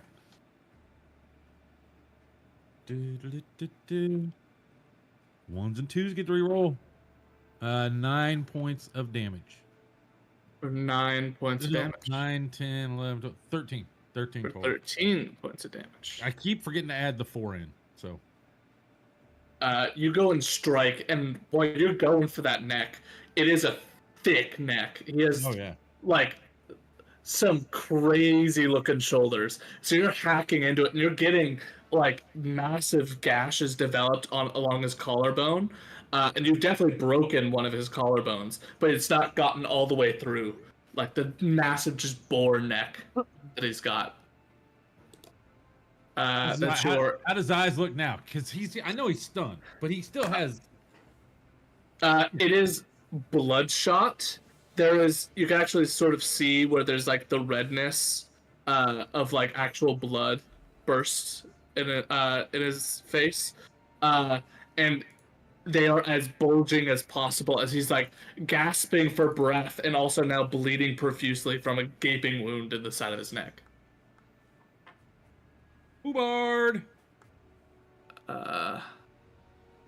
It's going to move, then go there and drag them away. Cassandra. Okay. My Pegasus has a 60 fly speed. Uh-huh. So I'm gonna move here.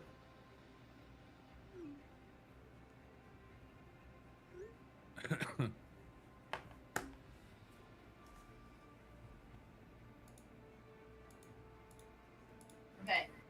Now I have a question. I Mm-hmm. haven't used my cards yet. I would like to use my cards to help these random people we have found. Use a hit die to regain and spend my Empress card. It's once per short rest, and it doesn't specify if the card's used in action or not. It just says once per short rest you can use a bonus action. Okay, it's a bonus action. I can read it here. And then you and your allies within 15 feet of you can expend a hit die to regain hit points. Can that work for these random 3 people, the 2 people that are like dying? How would that work? Yeah, you can consider them allies for this. So you and your allies within 15 feet of you, anyone within 15 feet of Cassandra. That's just out there, but Oh yeah, because you're in this square. That's 20. So be you two. I don't know if either of you have gotten hit. Nope. Nope. But both of these two. All right, they're both now. I'm the only one. Oh no, well Aiden just got hit. Yeah. The Kill Beastie Tev. Boys did not get hit. They're now no longer unconscious. cool. And then I'm gonna move the moonbeam up here because it's still All right. with my action.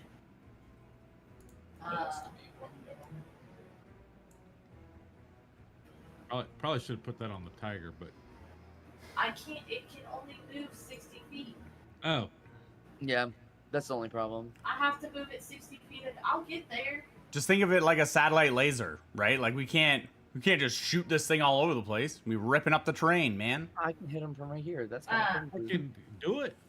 Fucking I ain't a orbital, goddamn druid. fucking orbital lasers, dude. You I got- don't give a What's the- shit about the terrain or nature. Oh no, I have. What's to the get- weapon Fucking from burn gears, it to the hammer ground. gone? Dude, get a mirror out, dude. Do some damage. And Yep. I think that's it. So I pull out a card, and I'd be like, heal. And be like, stop dying. We're not I already had attacking him to you. stop dying. Stop dying. Well, I'm gonna need you guys to just stop dying. They were already Look. stopped dying. I did that first round. It's fine. It's like yelling at people that are like bleeding out, making death saves. Be like, stop! Get your ass up. Yeah. Why you no up right now? It's Time for uppies. Uppies. it is really unfortunate that this setup, because otherwise she could do something very cool right now. But instead, Who? Elizabeth. Oh.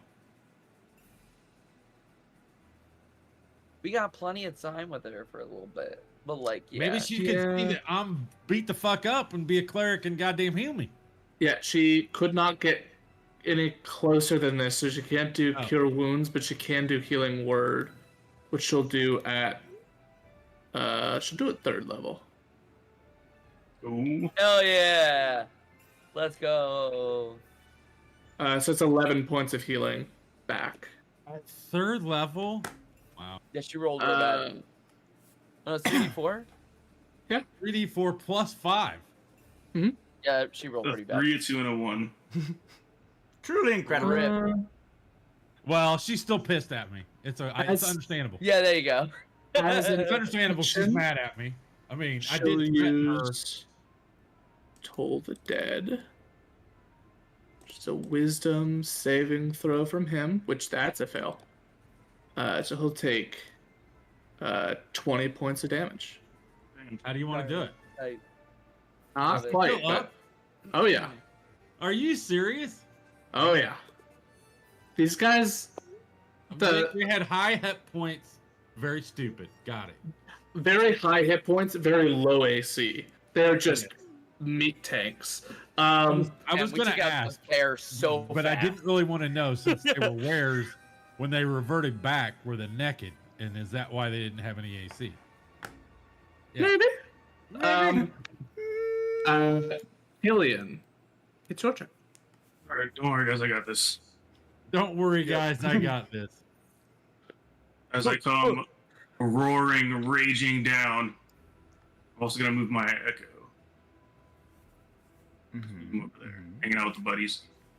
I'm gonna come in here and I'm gonna take my attacks at advantage on the way. Ooh, reckless. Oh no, just stunned. 22 to Oh hit. yeah, you're right. 22 absolutely hits. 16, because I'm still raging. Okay. Iliad, aim for the collarbone.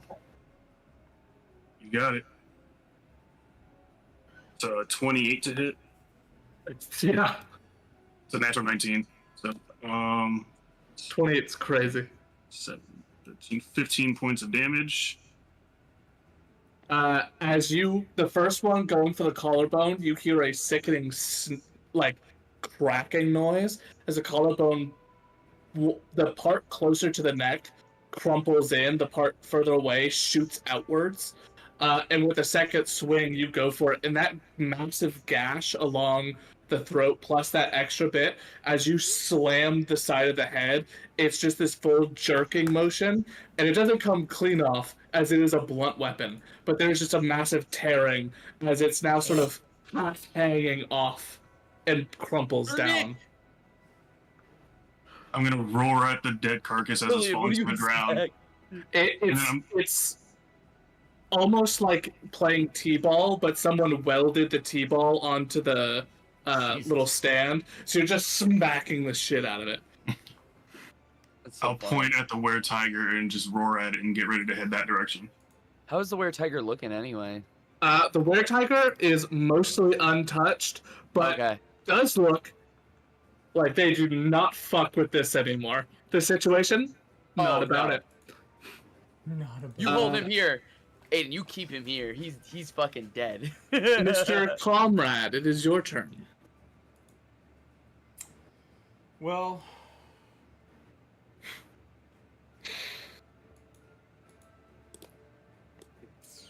And you would like to leap at him right where he's there. Just full feral leap. It's only 50 feet. I got movement. Can you get Hey, behind yeah. him? I got 45 feet, right? That's fine. Yeah, Actually, there no, we right go. there would be better. Never mind. I'm Right. going to after I see this one die, I'm gonna actually, you know what? I'll get down on all fours. I will bend my body backwards so that my chest is facing towards the sky. My head is going to face towards the direction that I'm going, and I'm gonna skitter towards this motherfucker. Disgusting. Absolutely. And then I'm going to tap it on the leg to get its attention. So that it gets like a really cool visual. And then I'm gonna go up on my hands and I'm going to shoot both of my legs up and kick it in the face. All right, roll hit. Oh, they're down here. Incredible. I thought you were gonna tap it on the ankles for stunning strike. Yeah, so like Nice. pinch at its Achilles tendon and it just locks up. That is a 9 and a 13 plus 9 to both. So an 18 is the lowest. 18 will hit. Yeah, both will hit. Cool. This. It's 11 and 7 for 18. 18 points of damage. Yeah. Do they look kind of fucked up or not so much fucked up? Again, they've barely been hit. Make a con save. If you would just tell me that they look fucked up, I'm not gonna make you make a con save.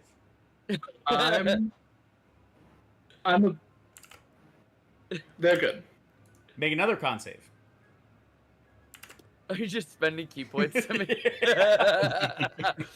There we Brother. go. We're still at like the top of this day, or at least the midpoint of this day, right? It's not Yeah. nighttime yet. No, We can take a short rest. yeah, Not sure we Surely. can take short rest. surely. So That's a stunned, good right? idea. Yep. With advantage. Fucking this one's. You gotta honor the cock, dude. It was cocked. Mm, 15 plus 9. 15 hits. Incredible. For another 11 points of damage. All right. Is that the end of your turn? Yeah. I did bonus action movement and all my other things. Monk shit. Aiden. Oop, monk He's shit. stunned now, or no? Is that? Oh I don't yeah, know what- stunned. Okay, cool. We're gonna go ahead and attack with the flame blade of advantage. Wow. Hit. All right. Then we're going to do damage, and we're going to add on a gathered swarm damage for 16 total. 16. Got it. And movement, it's not going anywhere. I'll move over here. All right. That's it. Yotev. Cool. Yotev is gonna run up 30 feet. His eye, I forget how I described this once before, but I'm going to at will cast Hunter's Mark on the were-tiger as part of my Fey Touch feature. So his eye, I'm gonna say, is going to gloss. One of his eyes, his right eye, is gonna gloss over a Fey-inspired coloring. And like almost look into a reticle as this mark then like bestows upon the onto the were-tiger. And then just a clarification because of how the wording is written in the armor core size augmentation, because I am still medium size. It says for the next 10 minutes you have advantage on strength checks and strength saving throws, and your attacks deal 1d4 extra damage. If I use a ranged weapon attack, do I get that 1d4 extra damage still? Hold please.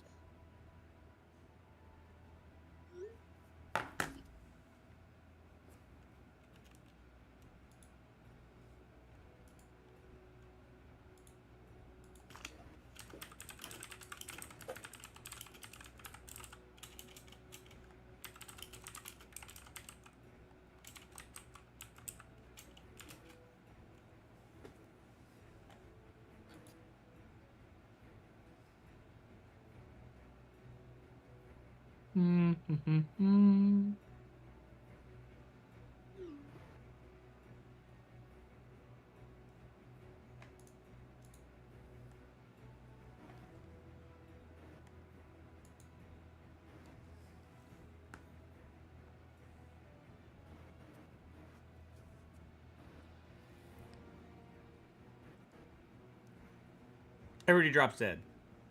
Yeah. The spell it is based off of, you deal extra damage with your weapons, which would include ranged weapons. So yes. Fucking awesome. Wonderful. I'm gonna take 2 shots at it with my my pistol. Bigger bullet, better. Sure. And because he's stunned, it's at advantage, right? Oh yeah, 22 to hit. absolutely. I'm gonna take the other one. Ooh, 6. That's a bad one on the second one. 6 will miss. Yeah. On That's fine. advantage, even. That's Yeah, I know that was that's bad. brutal. Ooh. That's really bad. Cool. So I'm gonna take that on there for 7. Plus the D4, plus a D6 from my hunter's mark. And then you know what? Just for a little bit of extra push, we are going to Fury the Small that bitch, and add an extra An extra 7 damage into 7. that. Sick. Let's fucking lay into him. All right.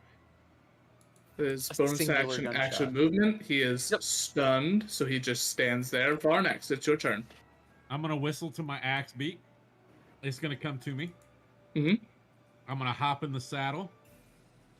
I'm going to ride axe beak to here. Do-do-do-do-do-do. And as soon as I get to here, I am going to use my amulet and my wings. Fly from axe beak to here. Absolutely. So I'm jumping off. I'm gonna come down with my katana right behind this bitch. Like, well, I've already got advantage because he's stunned, but I'm giving Casey comes unstunned, Kenji advantage. All right, roll the hit. Well, that's very unfortunate. I missed. I couldn't have Are you got sure? DM. I got a natural 1 and a natural 2. No. Plus, So on the 2, What's it's +1 for the amulet. I don't feel as bad now plus being 1 the only for one that missed. proficiency, so that's at 4. Plus 5, that's 9. this is already not right because your proficiency is better than that. What's my proficiency? It's a +3. Right. So that puts me at 5. Plus 1 for the amulet, 6. Plus 1 for the weapon, 7. And then my strength is 4. Or is it 5? Yes. So that puts me at 7, 8, 9, 10. Oh, it's 11, 5. So 12. 5 to 12 is its armor class. Okay. So you do hit. Oh. Holy shit. Their ACs are so low. Sometimes a Oh. natural 1 is what you need.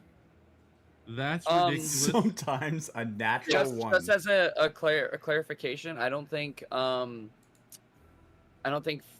Forge had my proper bonuses on my weapon attack for the pistols. So it's only showing a +3 on there, and I am proficient with it, and that with a +6 to hit.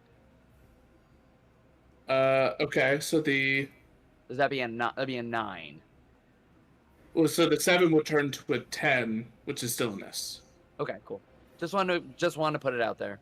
Yeah, AC is 12 on this guy. So I got 12 damage on that attack. Solid. And then on my second attack, well, if a 2 hit, a 9 hits. So Oh yeah. get to reroll that one. That one. 7, 11 more points of damage. Solid. Let me just put that there so I know it and it fixes it. Uh, There we go. they're both awake now, so Quinn and them are just gonna be off in a corner, pretending like this is fine. Cassandra. Well, I'm gonna move my movie. All right. Bonus action movement. Nope. All right. Nope, that's all I got. Elizabeth is gonna move forward, see the sheer like carnage of all of you. She's just gonna do another Toll the Dead. So he has to make a Wisdom save. Wisdom saving throw normal, and fails. So that's a 11 points of damage on that one.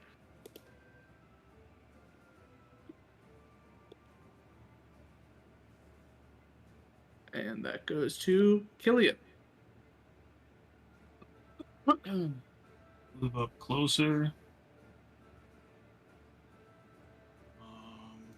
Throw them all. Throw them all. Boom. I'm gonna throw a javelin at it. All right. All right. Yeah. Sort of drop them all to a side, pull out a javelin. Is it advantage because is he still stunned? He is still stunned. He's 25 feet away though. That should give you disadvantage because it will even out to straight roll. Even though it says range 30. A javelin? Yeah. What? Since when?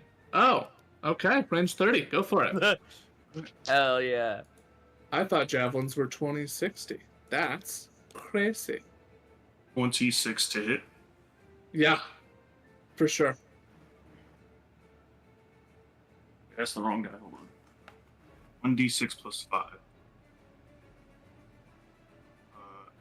8 damage. Does rage apply for range attack? I don't think that it does.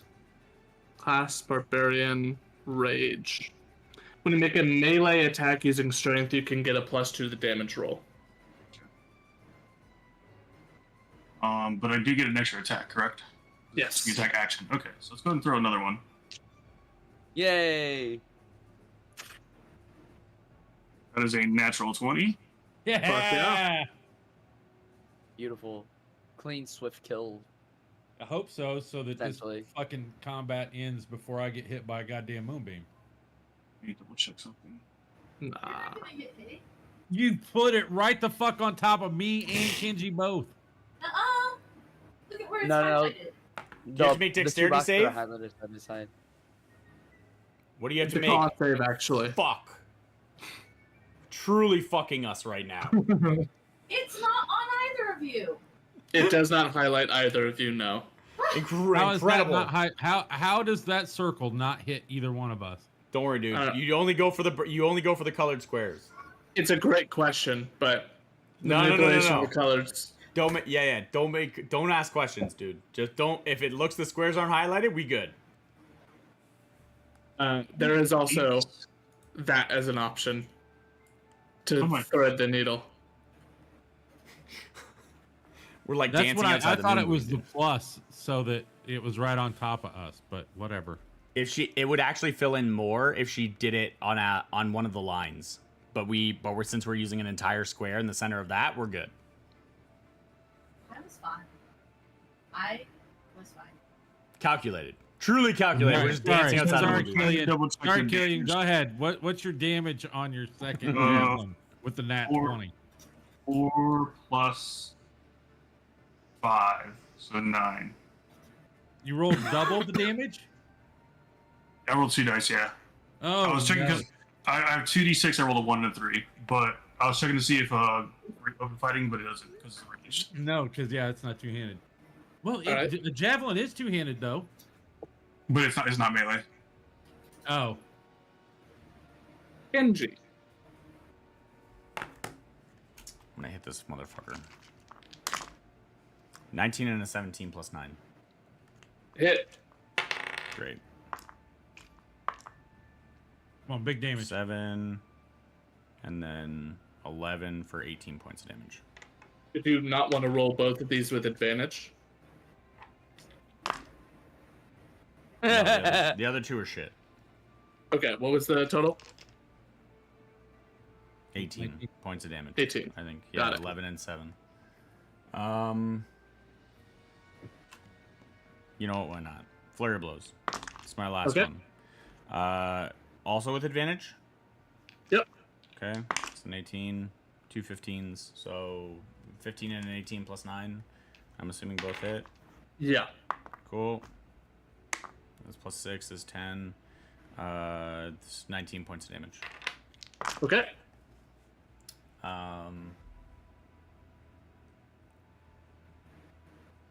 As I do, I'll be punching like their legs. Maybe like one of their legs broke. I don't know. But I'll work my. Oh wait, no, I can't do that. But I'm gonna work my way around to this right here. I guess it doesn't really matter, but All right. like a little trifecta At the here. end of your turn, he falls out of stun, and it is Aiden, your turn. This is no longer an advantage.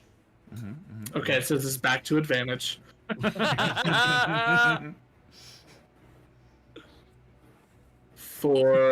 that hits. This is no longer at advantage. He's trying to give this guy. I was trying to give this poor guy a chance, dude. Sure. Sure. For 15, in a mix of radiant and magical flames, how would you like to do this? Damn, I was gonna punch the shit out of it.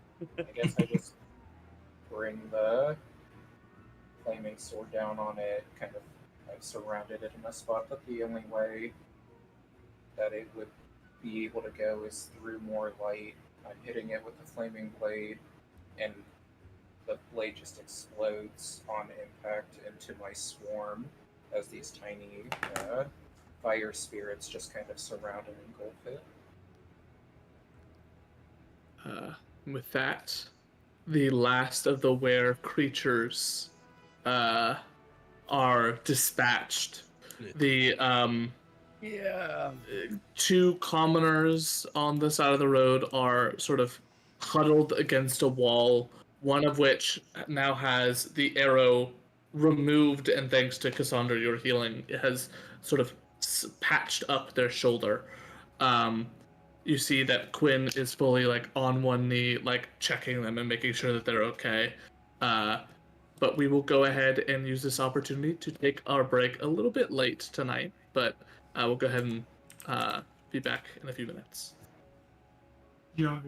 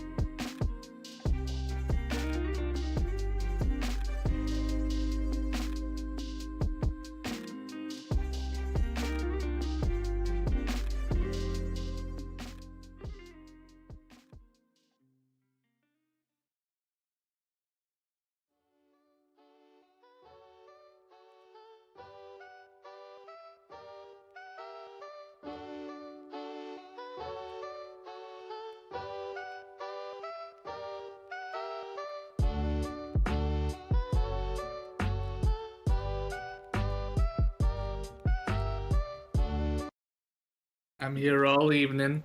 I'm so excited for Gen Con this year. That was gonna be so good. So, the fight now being sort of over and done with, there are these lycanthrope forms that have reverted back to their more humanoid states.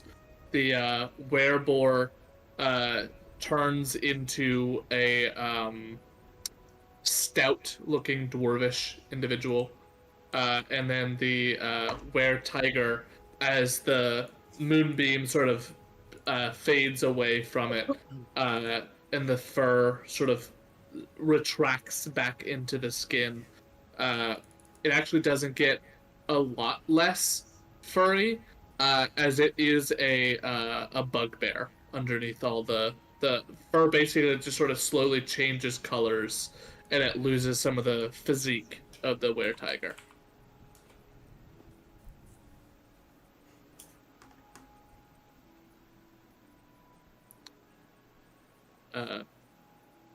Cassandra, since you're the closest, Quinn just sort of looks up at Olive, looks up at you up in the on the Pegasus and goes, I don't know by what luck you all came along, but we appreciate your aid. Sorry for the misunderstanding. We didn't know exactly what they looked like when they weren't in these forms and shape changers and all that. We assumed that you might be related in some way. We tried to tell you that we were just leaving the town and just I'm aware. It's simply, well, first off, closest town is over a day away. But also, it's given the circumstances, it's a little difficult to know if we can trust somebody in general. But How close is it to like nighttime? it's probably about like 4:00 in the afternoon. Okay. So not very. So like almost dinner time. Yeah. Okay, I'm gonna be like, well, we're still traveling. Where are you guys headed? Because we're still going down this way, which seems like the same way you're going.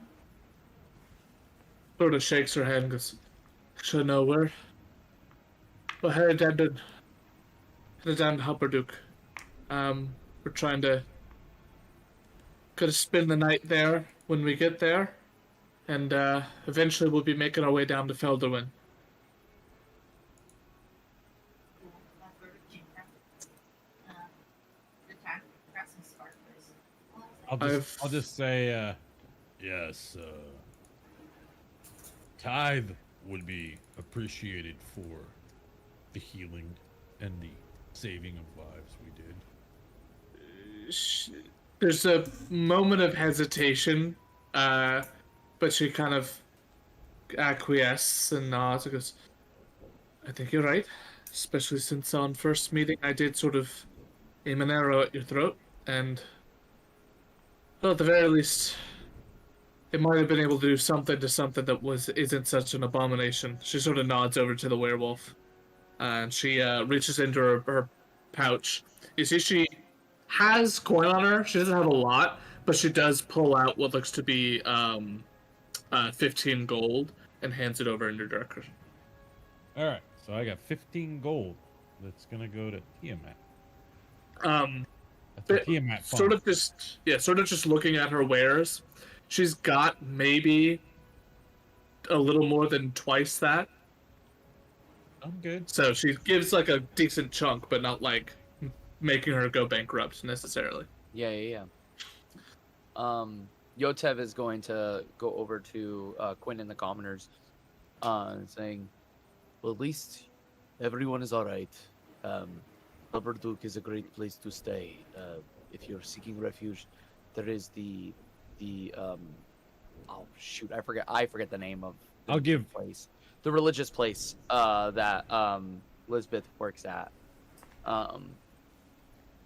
He goes to point to them and hand one of the commoners, if they're still looking really rough and beat up, one of the healing potions of healing that he has. So they do not, because they have 4 HP total. Okay, So cool. a single hit dice is enough. Yeah. I see. Okay. Okay, cool. I'm gonna give 5 of that gold Mm-hmm. to Elizabeth as a tithe to her for the healing she did for me. So She sort of looks at you strangely as you hand it over, but nods appreciatively and goes, thank you. Faith is faith. I'll add that to her sheet. did anybody say anything about the wings? I mean, do they? I'm sure these people are like, werewolves and shit, and here this guy comes out with a dragon. I'll just tell her, I told you I was all dragon. He nods to you and goes, that you did. I can't say I've ever seen somebody do that before, but again, I guess I appreciate your work and your help. I have to give you a warning, these weren't the only shape changers that we've heard about. Apparently in the area there's it's a group of these lycanthropes around. Caught word that there was apparently some folks on their way down here to help take care of the situation, but I don't know if they've made it here yet or not.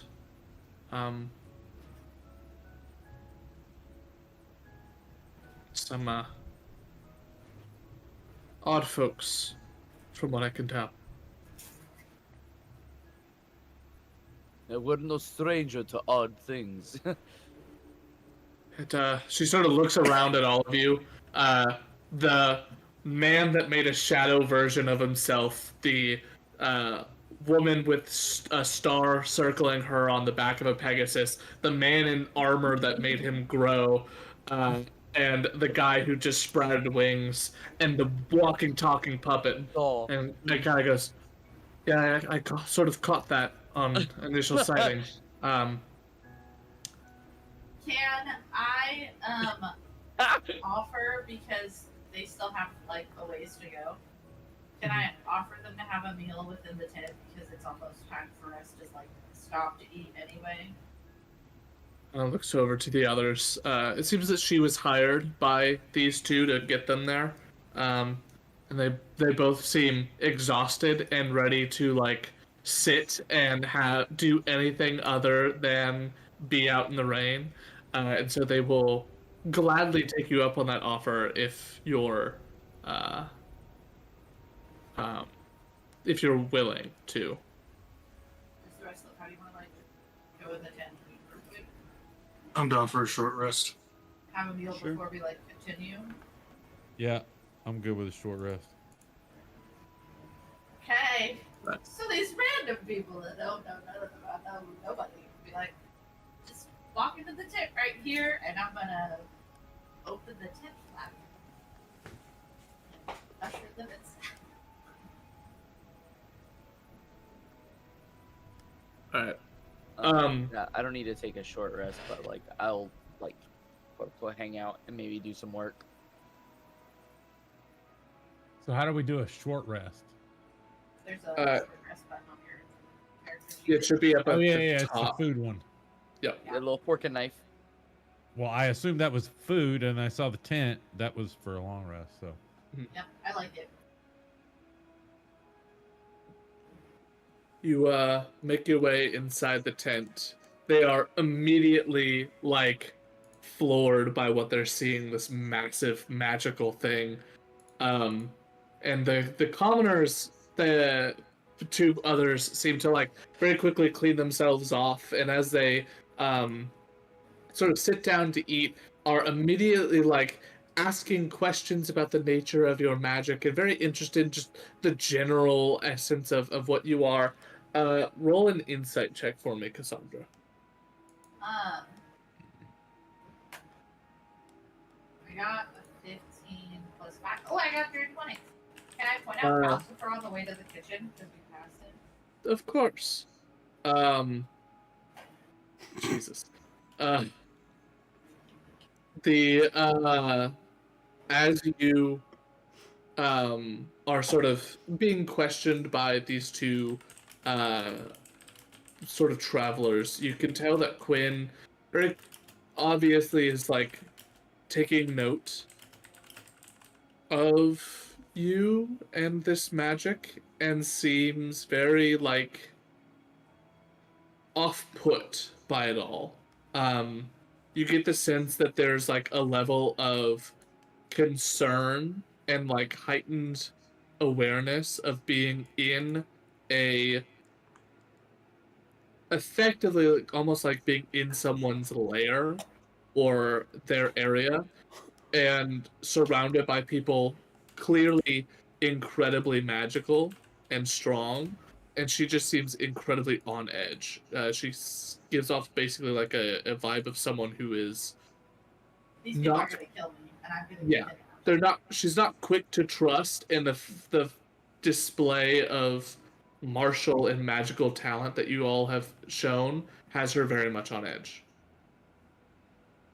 Okay. I'm gonna get her like a cup of tea, and as we're passing Calcifer, be like, "This is also Calcifer. He's another one of our little friends, and he's pretty cool. And then here's our kitchen and like our cool table, and you just have a seat. And like, do you have a preference on food?" And I'm just gonna like give them all tea and be like, "Look, I promise it's safe, and I'm gonna take a drink with the exact same tea, right?" And then be like, "It's just I don't know where my magic comes from. It just is.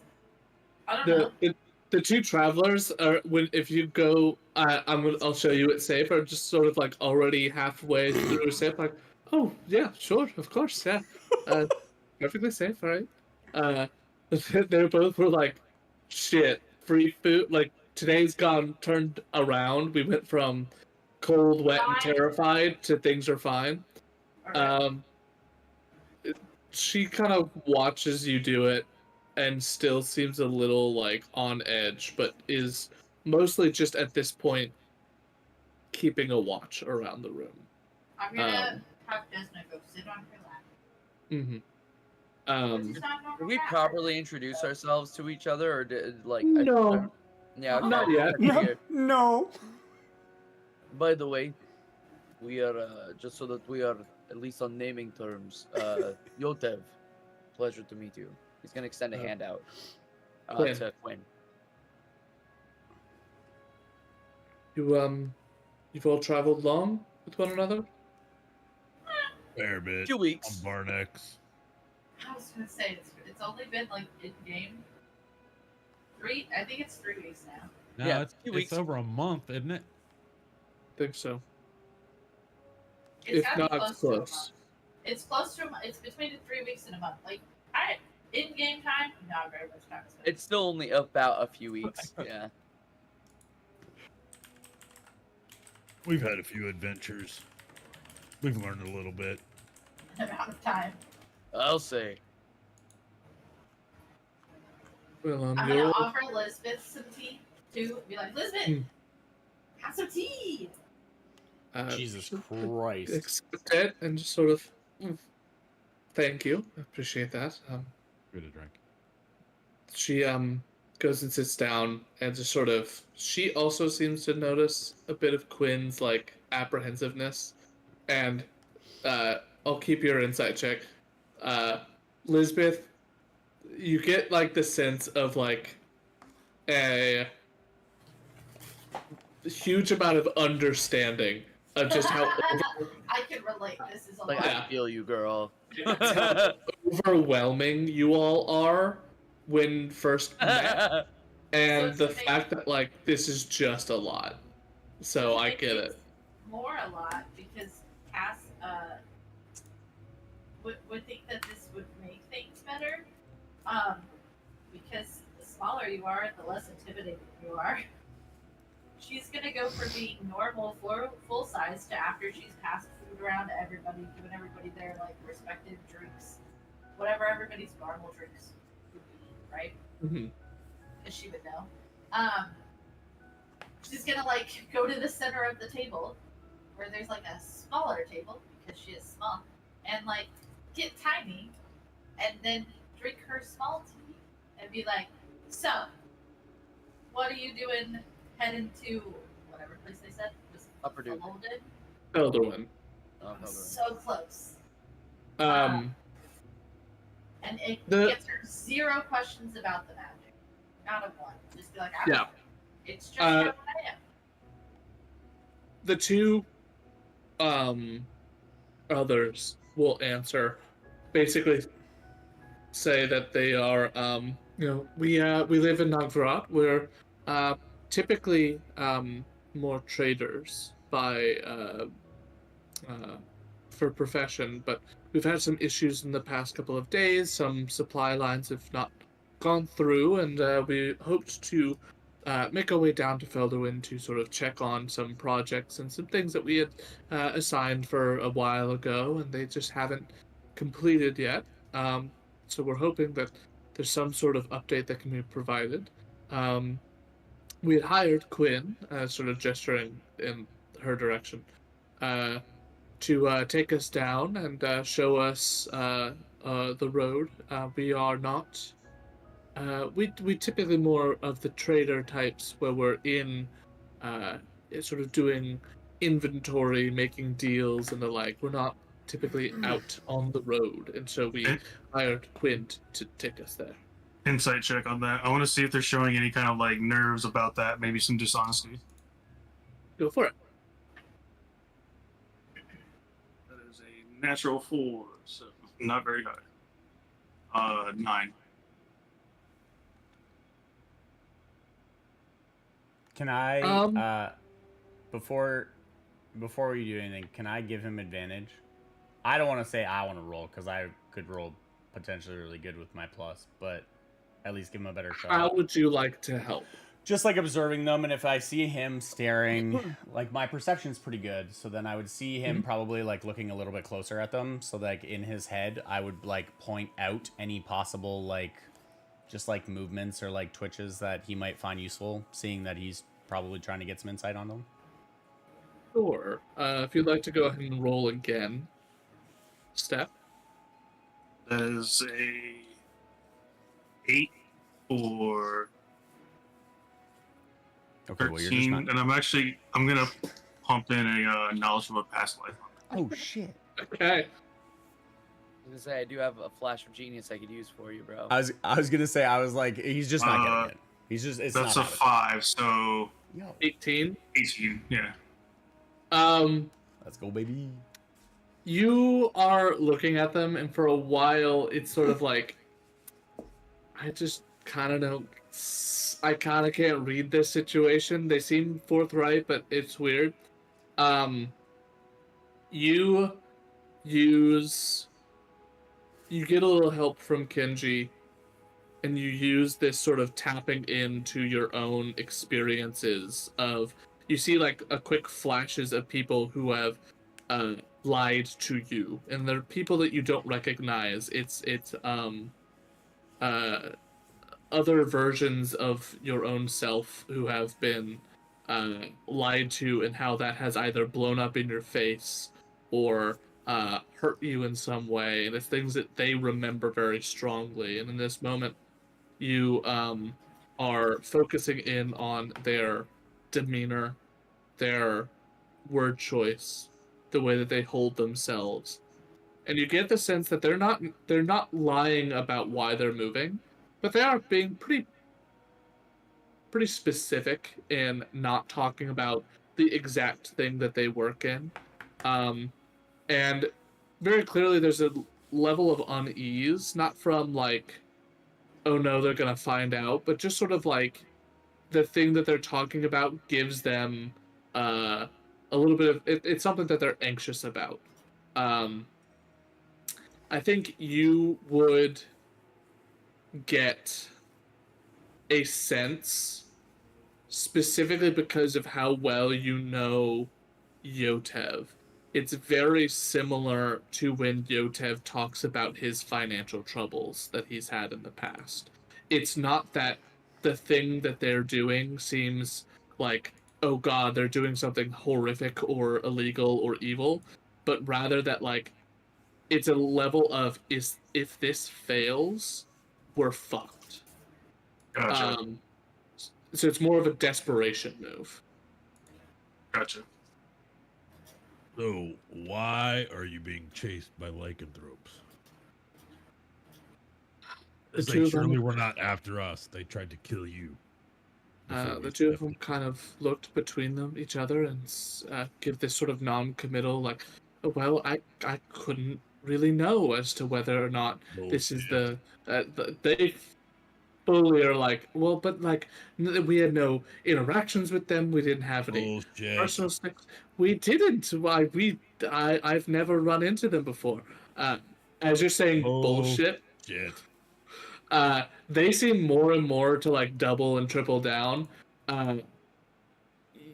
Those of I'm you gonna with, say it's not very kind to lie to someone who's giving you a free meal. we're not lying. Sip my tea. Insight haven't- check. Roll an insight check. I will take care of that. Let me think. Let me get to this page.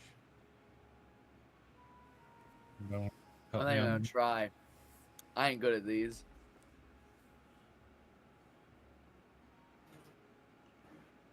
What would have been if I rolled? Much better there. Which With an level? 11, they seem like they're getting flustered, but it's hard to tell whether that's because they're getting caught in a lie or because they're being accused of something that they have no way of disproving. I will say, Kinji, Killian, and Aiden, the three of you, as you watch Varnax is like doubling and then tripling and then quadrupling down on them, calling them out for their bullshit. You do notice that Quinn looks increasingly more and more uncomfortable. With your passive perceptions, you're able to catch that. She just sort of shakes her head and goes, they're telling the truth that they haven't interacted with those werewolves before. Or the were creatures before. Yeah, well, you even said when we came up, I know who you are and what you're doing, and I know you can change. So, what's going on? I don't buy you're just, heading to this town because you're traitors. Yeah, you may be, but you're into something shady. I can't speak to whether they're shady or not. Their money's good and they've not lied or been dishonest with me thus far. I am of the mind to say that they are on the up and up. Other than And you then- just about got killed at a crossroads by Varnax, lycanthropes. let's not keep pushing an uncomfortable issue for everyone. Look, Okay, we're not I'll the go to my easiest temple. people to also be around either. Look at us. She with this sort of quick diffusal of the situation, she definitely sort of immediately stops the moment that pressure goes away, and it looks like whatever else she was potentially going to say, fully just like, nope, if I don't have to anymore, I'm not gonna. It's not important what you're doing, where you're going. As long as you're right now. It's kind of scary getting chased by 4 shape-shifting creatures in the middle of the night and in the rain.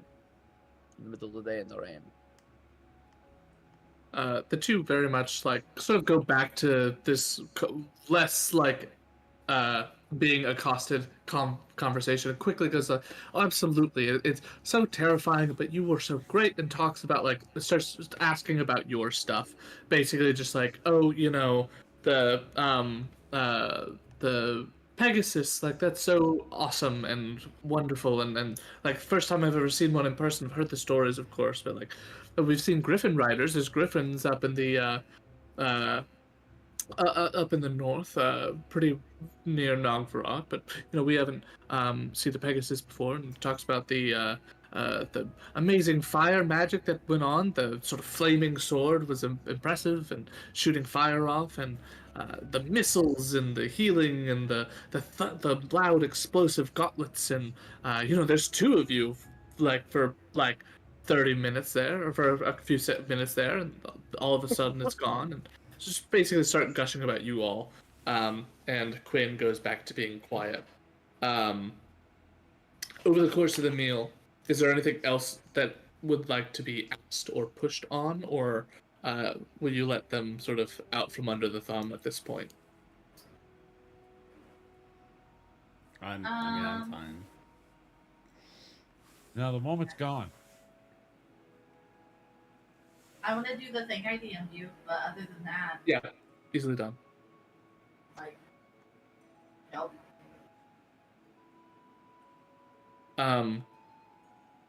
I'll say as they're all leaving, Sandra, you do that.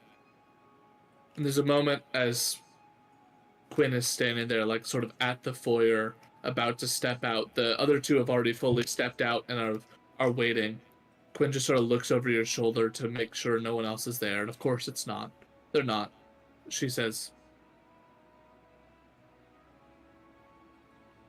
"Listen, the other two, they're telling the truth. They've never met the lycanthropes before. At least not that I know of. If they have, then they're... I don't know. I have.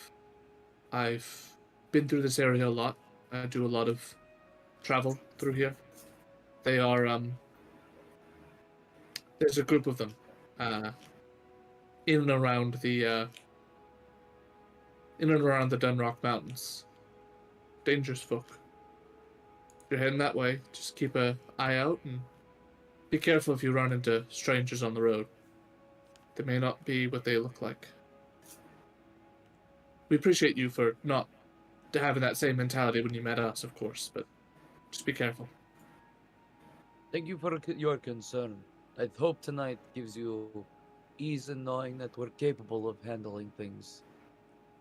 You guys tell me you're not better. She's only saying this to me. Oh, I'm sorry. Yeah. I thought this was in the circle still.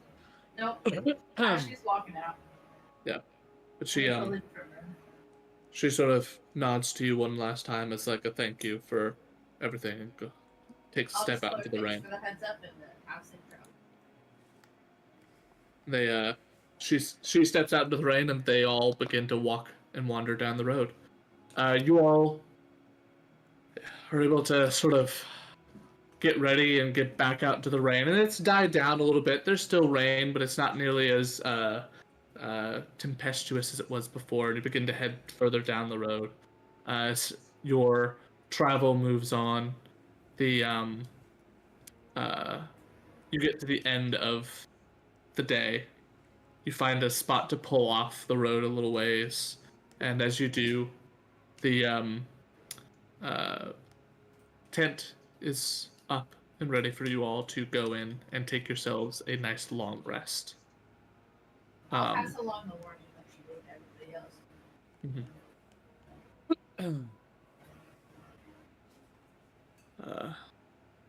That news, Elizabeth will ask. They mentioned that there was some group that was supposed to be coming through, people to help take care of them. I don't suppose they mentioned more of that, did they? No. I missed something. What are we talking about now? Well, if there are more lycanthropes in the area near the Dunrock Mountains, which is, I mean, directly where we're headed, the Shady Creek Run is right in between two of these sections of mountains. I was just asking Elizabeth. Oh, okay. I was like, I couldn't figure out what the fuck was going on because I'm like, the people left. Yeah, I'm just Okay. curious if there's this group that this mentioned very briefly that there were some people around a strange group that was supposed to be doing something about that, but did they mention anything more about that?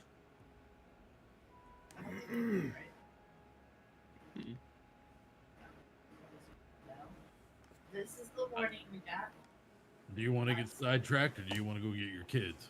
Because I've got a dragonborn to kill. I don't want to get sidetracked at all. I'm mostly just concerned about people on the road now. Well, We'll keep an eye out for anything that happens along the way. But as of right now, we haven't seen anything. well, that's not entirely true. We've seen there was a were-tiger and a werewolf and a were-bear and In terms of werewolf. anyone who are supposed to be dealing with them, we haven't seen anyone else. From what we've heard about Shady Creek Run, probably just need to be careful of anyone on the road regardless. That's fair. They're not Well- exactly the most welcoming, but I was under the impression that we would be safe until we left the Empire. This seems to be not true anymore. Well, I think we've proven that we are quite capable. Also, if Yay. there's more shapeshifters, I can just Get- move them to know. Killian gets it. We're good. It helps that you're here too, honestly.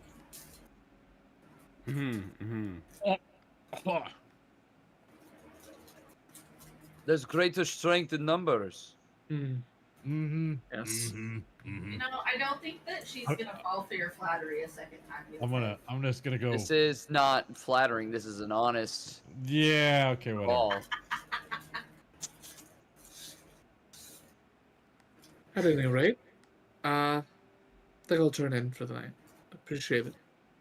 So, Oh, I So- thought this was in the morning. oh yeah. Is there any changes that you want to your room before you go to bed? Now that you understand how this works. Everything's perfect. Thank you. Great. Hope you sleep well.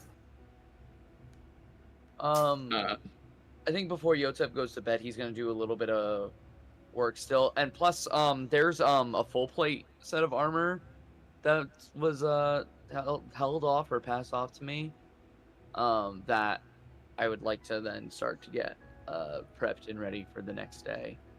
Oh, Uh, can you repair my mithril that DM fucked up the shoulder buckles on?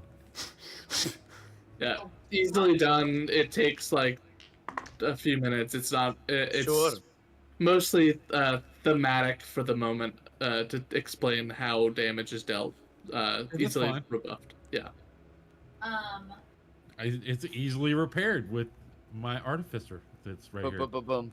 That's why I'm here. Before you go to bed, can I ask to have the sparkling from Kenji? I don't think he can drink tea. No, the sparkling. The That's what I'm saying. I don't think he can drink tea. okay.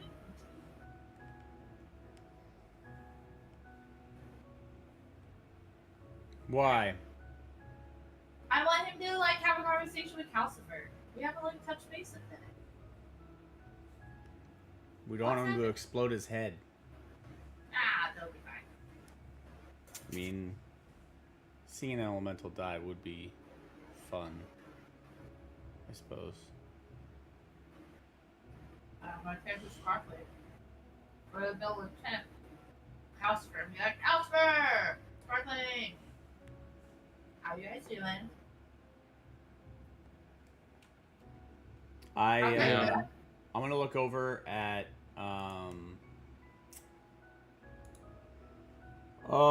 gonna look over at Precise and just see if Precise is okay with it.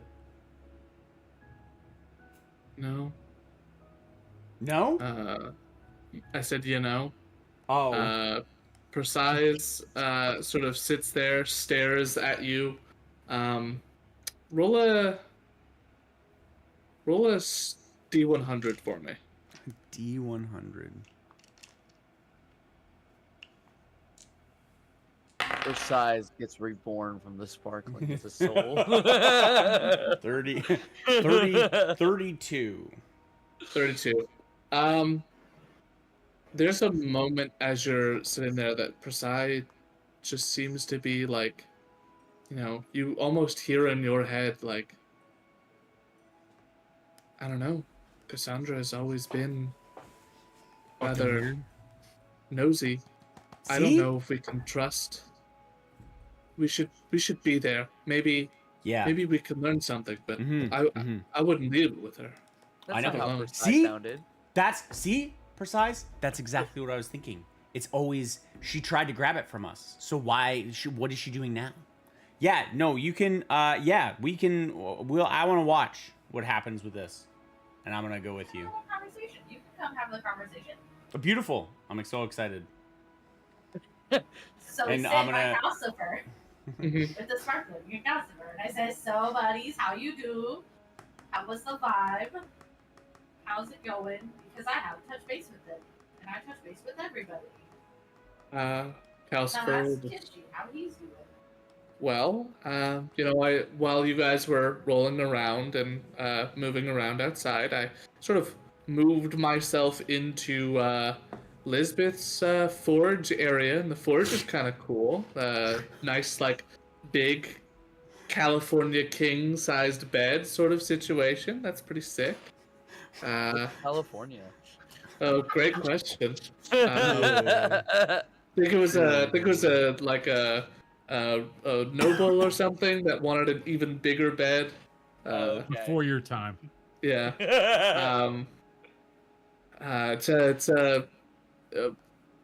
The emperor, or like the ruler of the city of Brass in the Plane of Fire. It's an elemental thing. You wouldn't get it.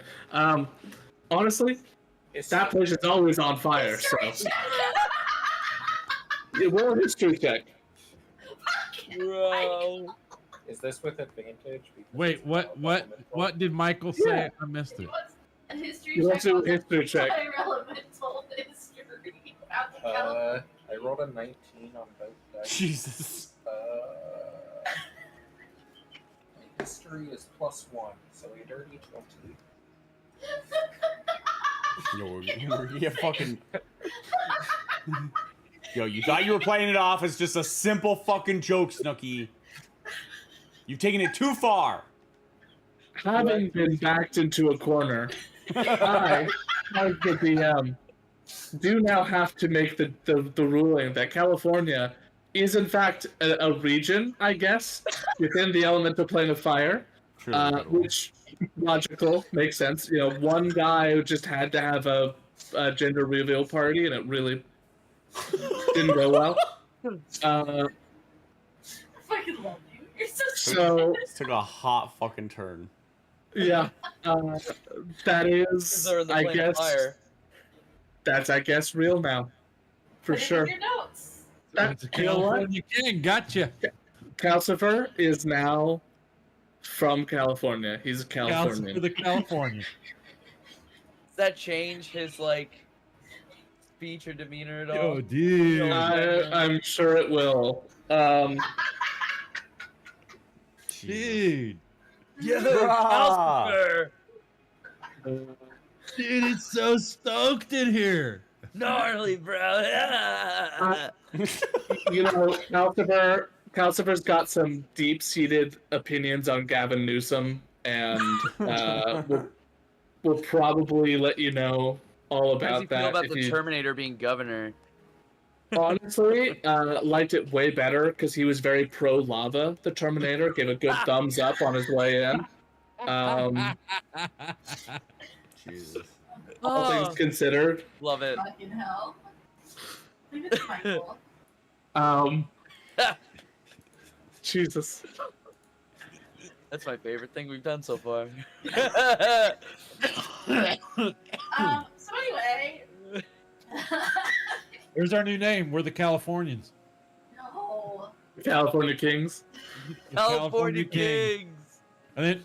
And then people would be like, "What's that?" And we'll just bring out Calcifer, and he can just explain it. He's our mascot. Yeah. I'm gonna ask him if he would like to join us in the future in battle, or if he's not ready for that yet.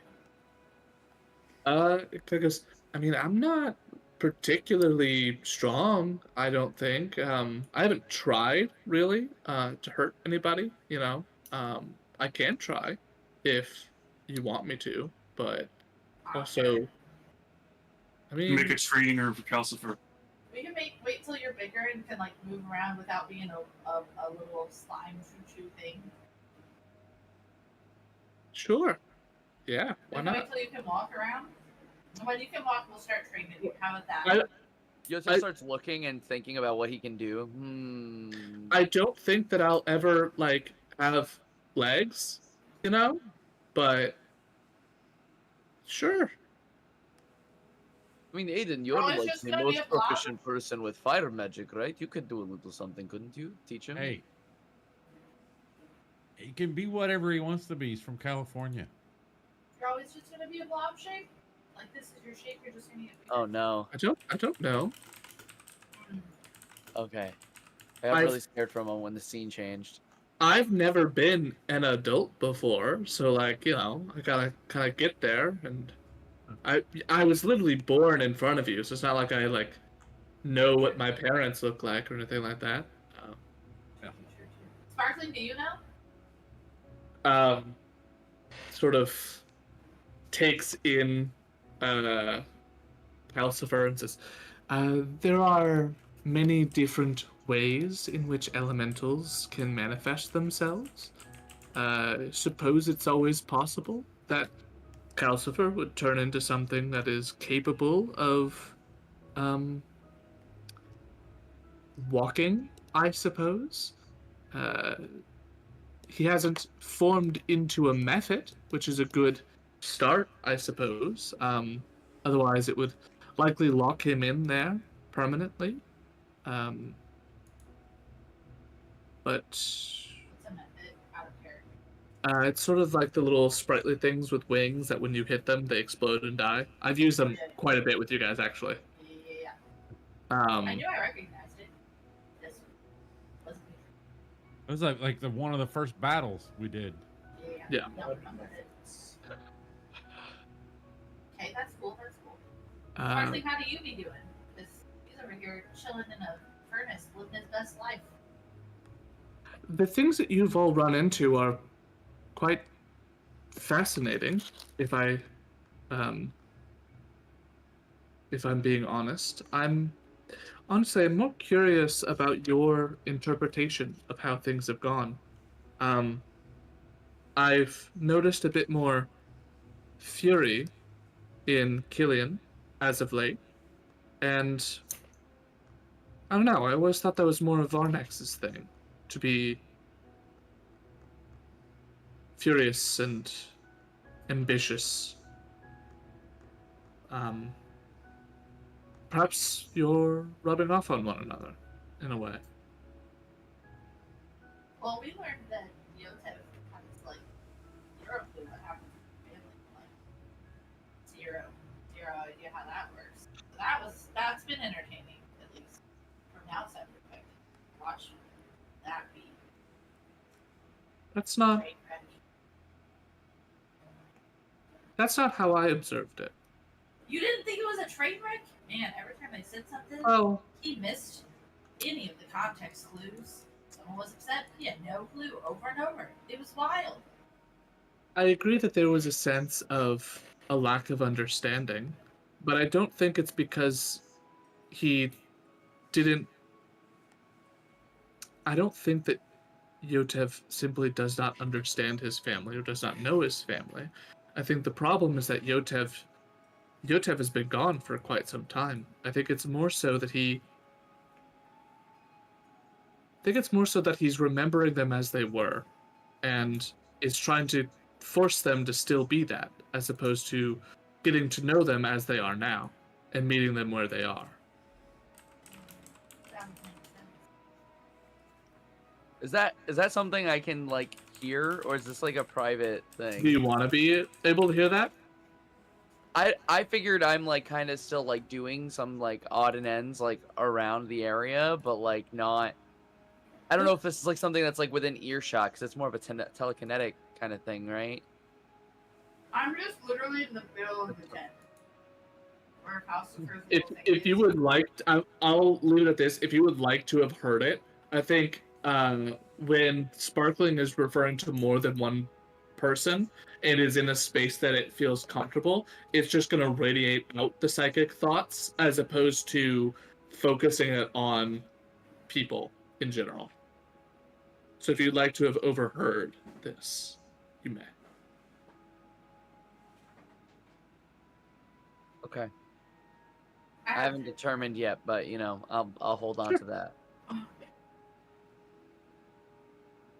I'm gonna ask Sparkling how he feels about Killian's book.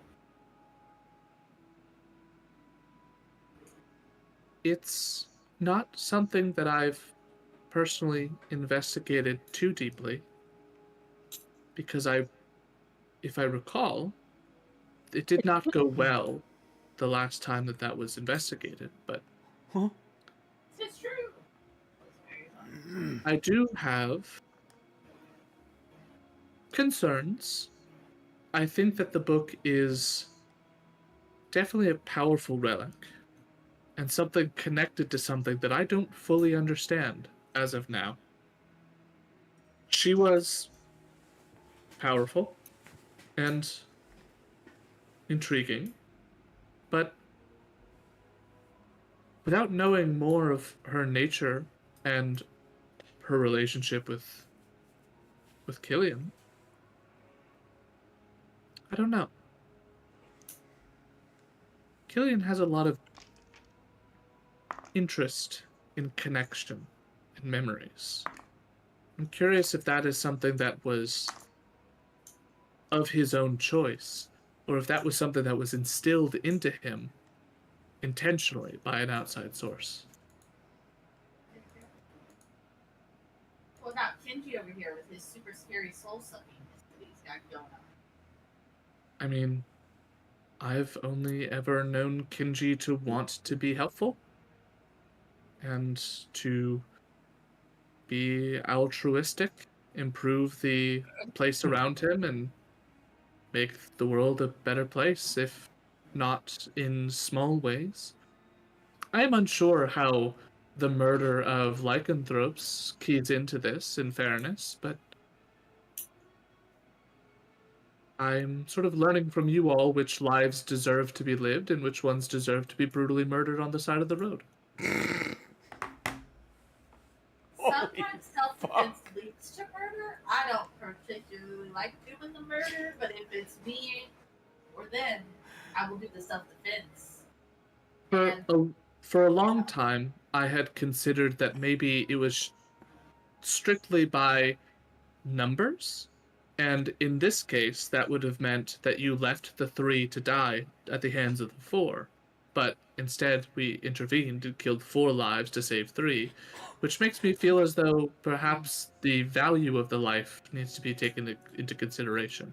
Unless you thought that the chance of the lycanthropes attacking you after killing the 3 would mean that they're now 10 lives against 4? Did we ever search them or anything? Mm-mm. Nope, we didn't. Oh, well. Full fucking murder on the side of the road. Left them there and just went inside the fucking tent. They're still just outside. I know. Just outside. You can absolutely die. We're just camping next to rotting corpses, you know, with the rain. No, we left and got down the road. Oh, I guess we did, you know. Yeah, we didn't want the smell to hit us. Yeah, I kept going a little ways. I can make poopery. We're a great adventurers. This is not how Baldur's Gate goes, because I loot everything. We're a walking troupe of people who just ignore the Geneva Convention, essentially. Just full on go More like wild. digestion. Yeah. Totally fair. Cool. Well. To answer your question, I do think that the strange connection that Kenji does have to whatever it is that's on the other side, I also don't know in the same manner that I don't know whatever it is that Killian is connected to. Although, if I'm being honest, I think I understand whatever it is that Killian has a connection to far more than whatever it is that Kenji does. There's something more concrete about Killian's associate than yours, Kenji. Something more knowable, I suppose. What about mine? I mean, some things aren't really meant to be known, and that can be beautiful.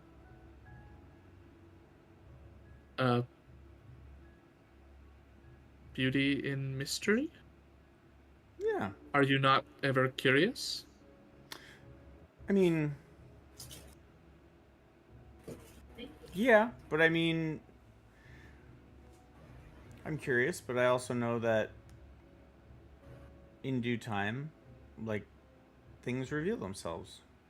So I do the things that I need to hear, and then it helps later on.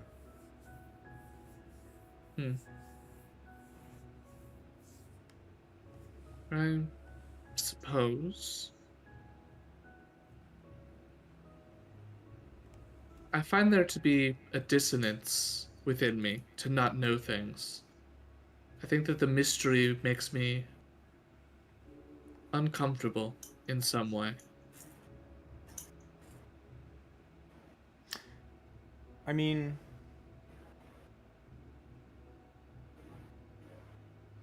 I'm sure if you really wanted to know, like, I want to keep you safe and make sure you grow to be big and strong and healthy. But I'm sure if you really wanted to,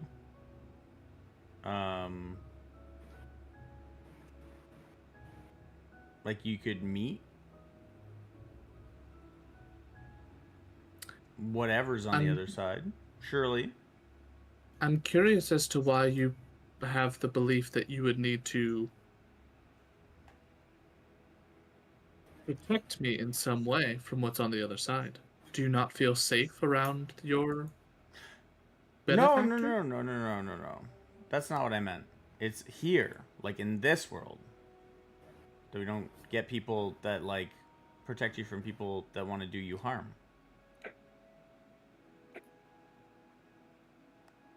That feels counter to the statement that you had made, but I suppose it could make sense in some way. Did I actually make it? I didn't mean to make it sound like it was my benefactor that I wanted to keep him safe from. I believe the implication of the sentence is you wanted to keep me safe, but if I would like to, then I could. Which implies that the benefactor is what you would need to keep me safe from. Yeah, there shouldn't have been a but in there. It should have been just keep him safe until he can be stronger, more, like, expand his consciousness, learn as much as he can. And then additionally, another thought, like when he gets stronger, he could make that connection, was where I was going with that. Sure. Like, because right now, if he feels like there's a mystery, right? Like, if he gains enough, like, if he grows enough, then he could just kind of like pulling me back, right? Like, he'll just be able to do more things. Surely when that happens, he'll be able to see on the other side and solve that mystery for itself. Sorry, that was a misphrasing on my part. How? I believe there was a gnomish individual that would refer to that as a Freudian slip. Perhaps? Surely not. How do you feel about the whole Tiamat thing with Varnex? It's definitely the entity that I know the most about, though I am curious as to what her motives would be. I know that she is pitting him against more of her followers, but it seems as though she derives an element of enjoyment from this struggle between all of them, as if there's something to be gained at the end of it. Do you wish for Varnex to gain whatever this is?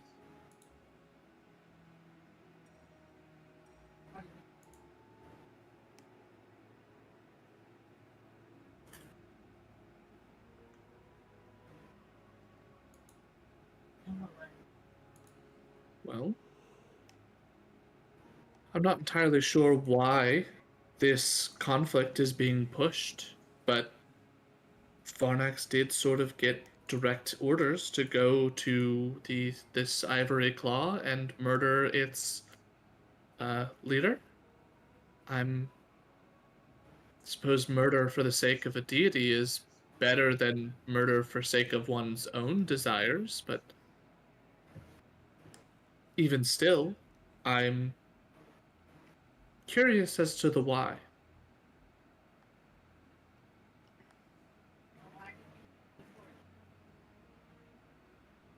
To what end would a deity wish to end the life of one of their followers? Is it not through followers that deities derive their strength? That is the relationship as I've come to know it.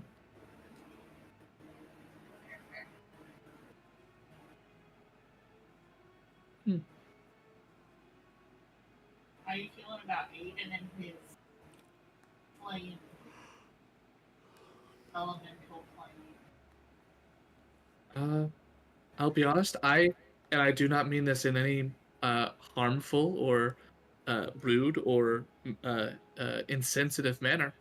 Aiden is the person that I have considered the least, if only because I think Aiden is the only person who is not actively meddling in something that is going to result in negative consequences.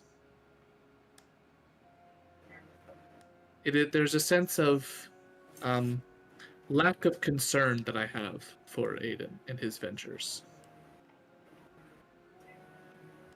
And again, I don't quite know a lot of what Aiden wishes. He has a lot to do with spirits and the elemental powers of nature and the like, but I don't know. I have not delved into what it is that he wishes or is out to do. I suppose there's also additional element of simply not knowing what it is that he wishes to accomplish that creates a level of confusion.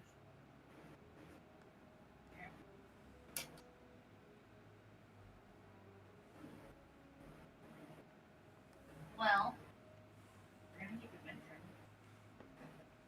Did you not wish to ask about yourself?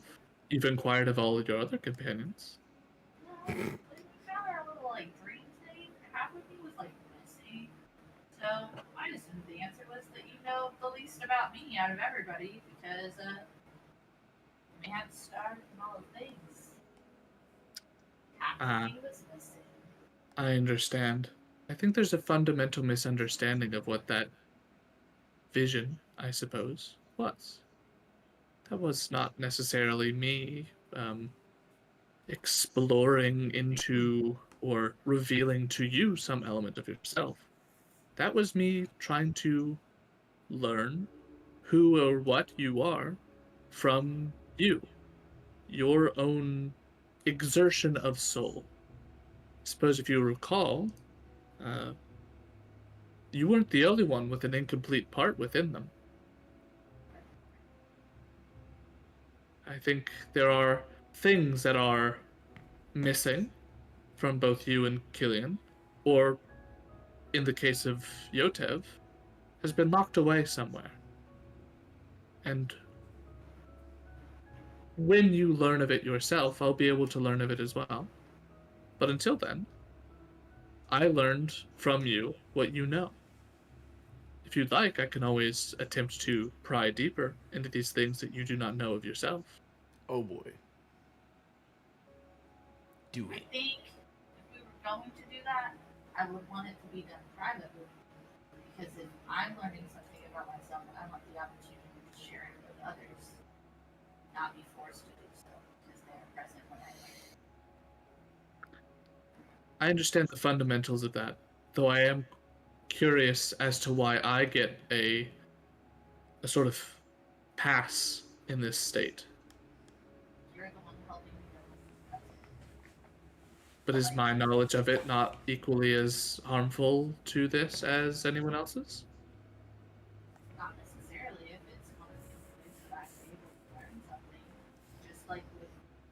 Killian. Killian didn't know very much about the book, and mess with it. They learned a thing about the book, right? So like, but we did that with just us. So like, he gets to decide who knows that and at what level, not me. Does that make sense? We had a conversation, but how he chooses to share what that conversation was with others, he gets to decide that. I don't go around telling everybody what happened, right? Like, so if we're having a conversation to learn things about each other, then you would get to say, here's this thing I learned about myself, and you get to tell people about it. But I wouldn't tell people about it because it's not about me, it's about you. Does that make sense? Should I not be looking into your situations as I have? You mentioned conversation. I have not necessarily been having conversations as I looked.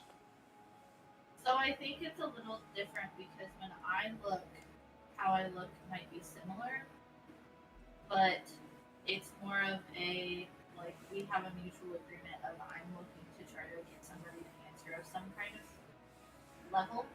And so, like, they've come to me wanting information, and then I give them what information I can give, whatever my extent is. And then that information stays between the two of us until they decide to share it.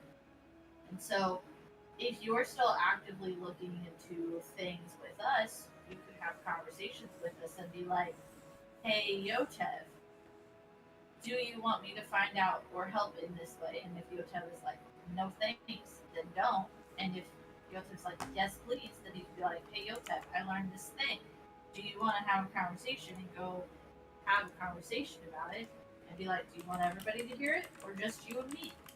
Because sometimes, like, personal information needs to be personal until that person decides that they don't want it to be personal.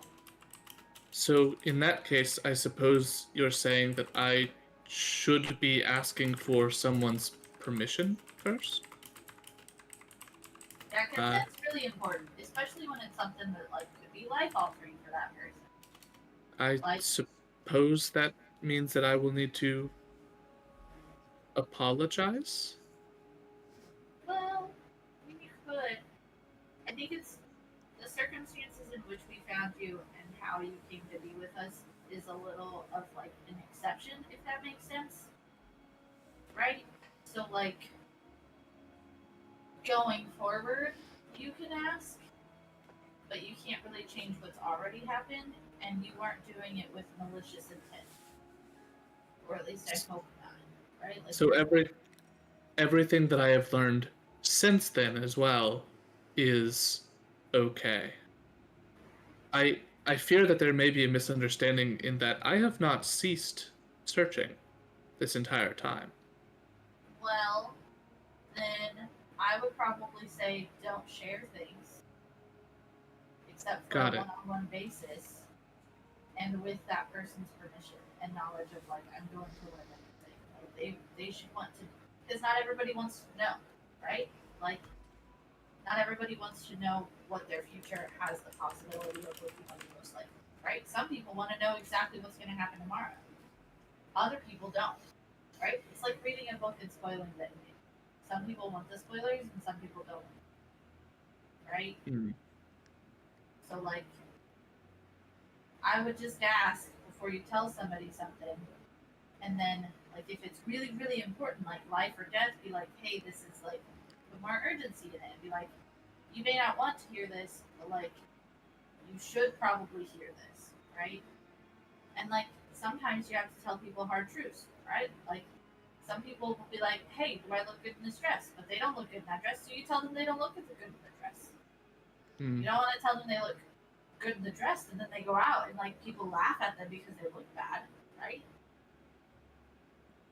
As this is happening, I literally look over to Precise and be like, I'm not gonna lie to you, I don't know what the fuck is happening right now.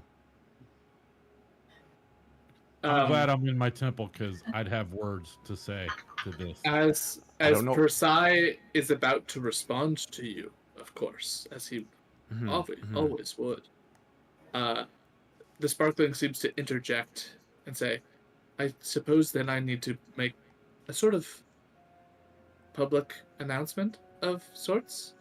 And each one of you throughout the this space, as you're alone doing whatever work it is that you're doing, all of you hear in your own minds the same message, though it is individual to you, as it says, I have recently been informed that should I learn something about you without your knowledge or consent, I'll be honest, I am a little lost on that point still, that it might be good for me to mention that I have learned this thing and ask if you would like to know about it. If you would like to know more about this potentially life-altering information, please do seek me out at your earliest convenience. With that, each one of you gets like a quick mental flash in your head of just things that it may be pertaining to. You get. Yes. Can I respond on the link there too? Yeah, sure. So I'm just gonna say, Got ads. Watch out. What the fuck and where did this come from? Yeah. What's going on out there? You just, fucking Varnex just got asking the about me. Tell him to fuck off. Varnex just got the fucking for you bro of Discord messages, and the response is flawless. The Sparkling has to like compartmentalize the conversations, and so it will send back to you that Cassandra and Kenji have been teaching me about consent, and I've learned that I may have breached your trust. I apologize for this, and will ask from now on in the future. And then to Cassandra, he specifically says, also, by the way, Varnex says fuck you. Yo, we're just forwarding fucking messages now. Yeah, he's operating as kind of like a switchboard operator, like trying to patch things through. Man's a fucking No advanced attention IVR, to the dude. goblin behind. Yeah. I'll be like, I mean, like out loud, because I don't really care. Because I'm gonna assume that if he's sent something to Varnex and Varnex's response is that, my assumption is we all got some kind of similar message, right? Be like, I mean, that's one way to tell everybody that you've just been digging around in their futures and lives. That's one way to go about it. I suppose in the same way as when Kenji and I were discussing his lack of understanding of who or what he is connected to, I would have to say that I operate on a level of curiosity. And I did not realize that my curiosity in digging into all of you was not condoned without this permission. And so I will cease that and choose to share if anyone would like to know more. And I will cease it until further clarification is provided as to whether it is welcomed or not. But I suppose the Displacer kitten is out of the bag, and I do in fact have things to inform any and, well, I suppose all of you about your, how did you put it? Life-altering futures? Yeah. No. Like, Excellent. if there's like a pressing need, like maybe push it a little bit without being too aggressive, you know. You don't want to force people to like. All of you get a mental message of like, I've been told to potentially press this a little bit, but I don't want to be too on the nose. So Yotev's going feel free to say leave no. the room he was in and barge out to this wherever Cassandra and Kenji were. Literally just down the bottom of your steps, because What everybody's your the service. fuck are you all talking about? Please. See, precise. See, I told you it wasn't. Why? What is this? What's happening here? Hold on. looking at Kenji talking to his doll, being like, No, this is all mental. Not- This is mentally I to guess- the fucking I doll, guess that's man. true. That's true. Just I'm like in its head. mentally talking to his dog. That's right. That's right.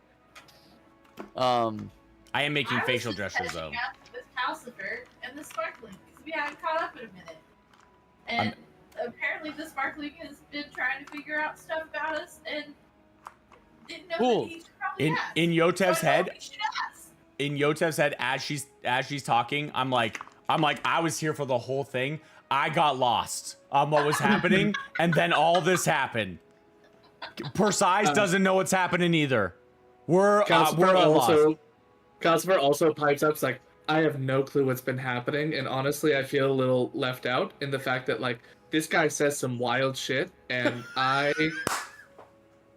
I'll be entirely honest. The conversation I had feels so unimportant now. I was just talking about my home, and wow, that we moved past Your that home is so so quickly. important, Calcifer. What do you mean? We I moved mean, past they're that happy here. so fast. Persize, I swear to God, this was a ruse. She used the fucking fire elemental to get to the sparkling. Roll another D100 for me. I can't. I don't understand it. 13. 13. The response you get back is, she's more cunning and devious than I had originally thought. God damn it. I do not know if I can trust her much any longer. Fuck, we definitely can't. Fuck. She's gonna fuck everything up. Kenji. What? Kenji. Yeah, don't trust her. We good. With that, with the knowledge that the Sparkling has been digging into your potential futures or pasts or whatever it is that he's digging into, and learned a little bit more about the things that you are connected to, I believe we'll go ahead and end tonight's session with this revelation, and we can get to whatever it is that he's found out next week. Yay. Sweet. It's gonna be like a whole next week of just consent. I'm not sure I should take my long rest yet because it's still the same night. And freaking And we haven't actually gone to bed yet. Y'all think you needed some fucking rest? Be good with fucking short rests, cause this apparently gonna be a bit. Do you consent to life-altering information? Yes? Yes. Please leave a message after the tone. I just wanted to catch up with Calcifer the Sparkling. I just wanted to have a few God damn it. conversations. What you did Alright, was spend like 40 minutes saying, hey. Yeah. All right. Well, I guess next week then. Next week? Next week? next week, tentatively still are you off? Oh yes. Tentatively. Should be fine.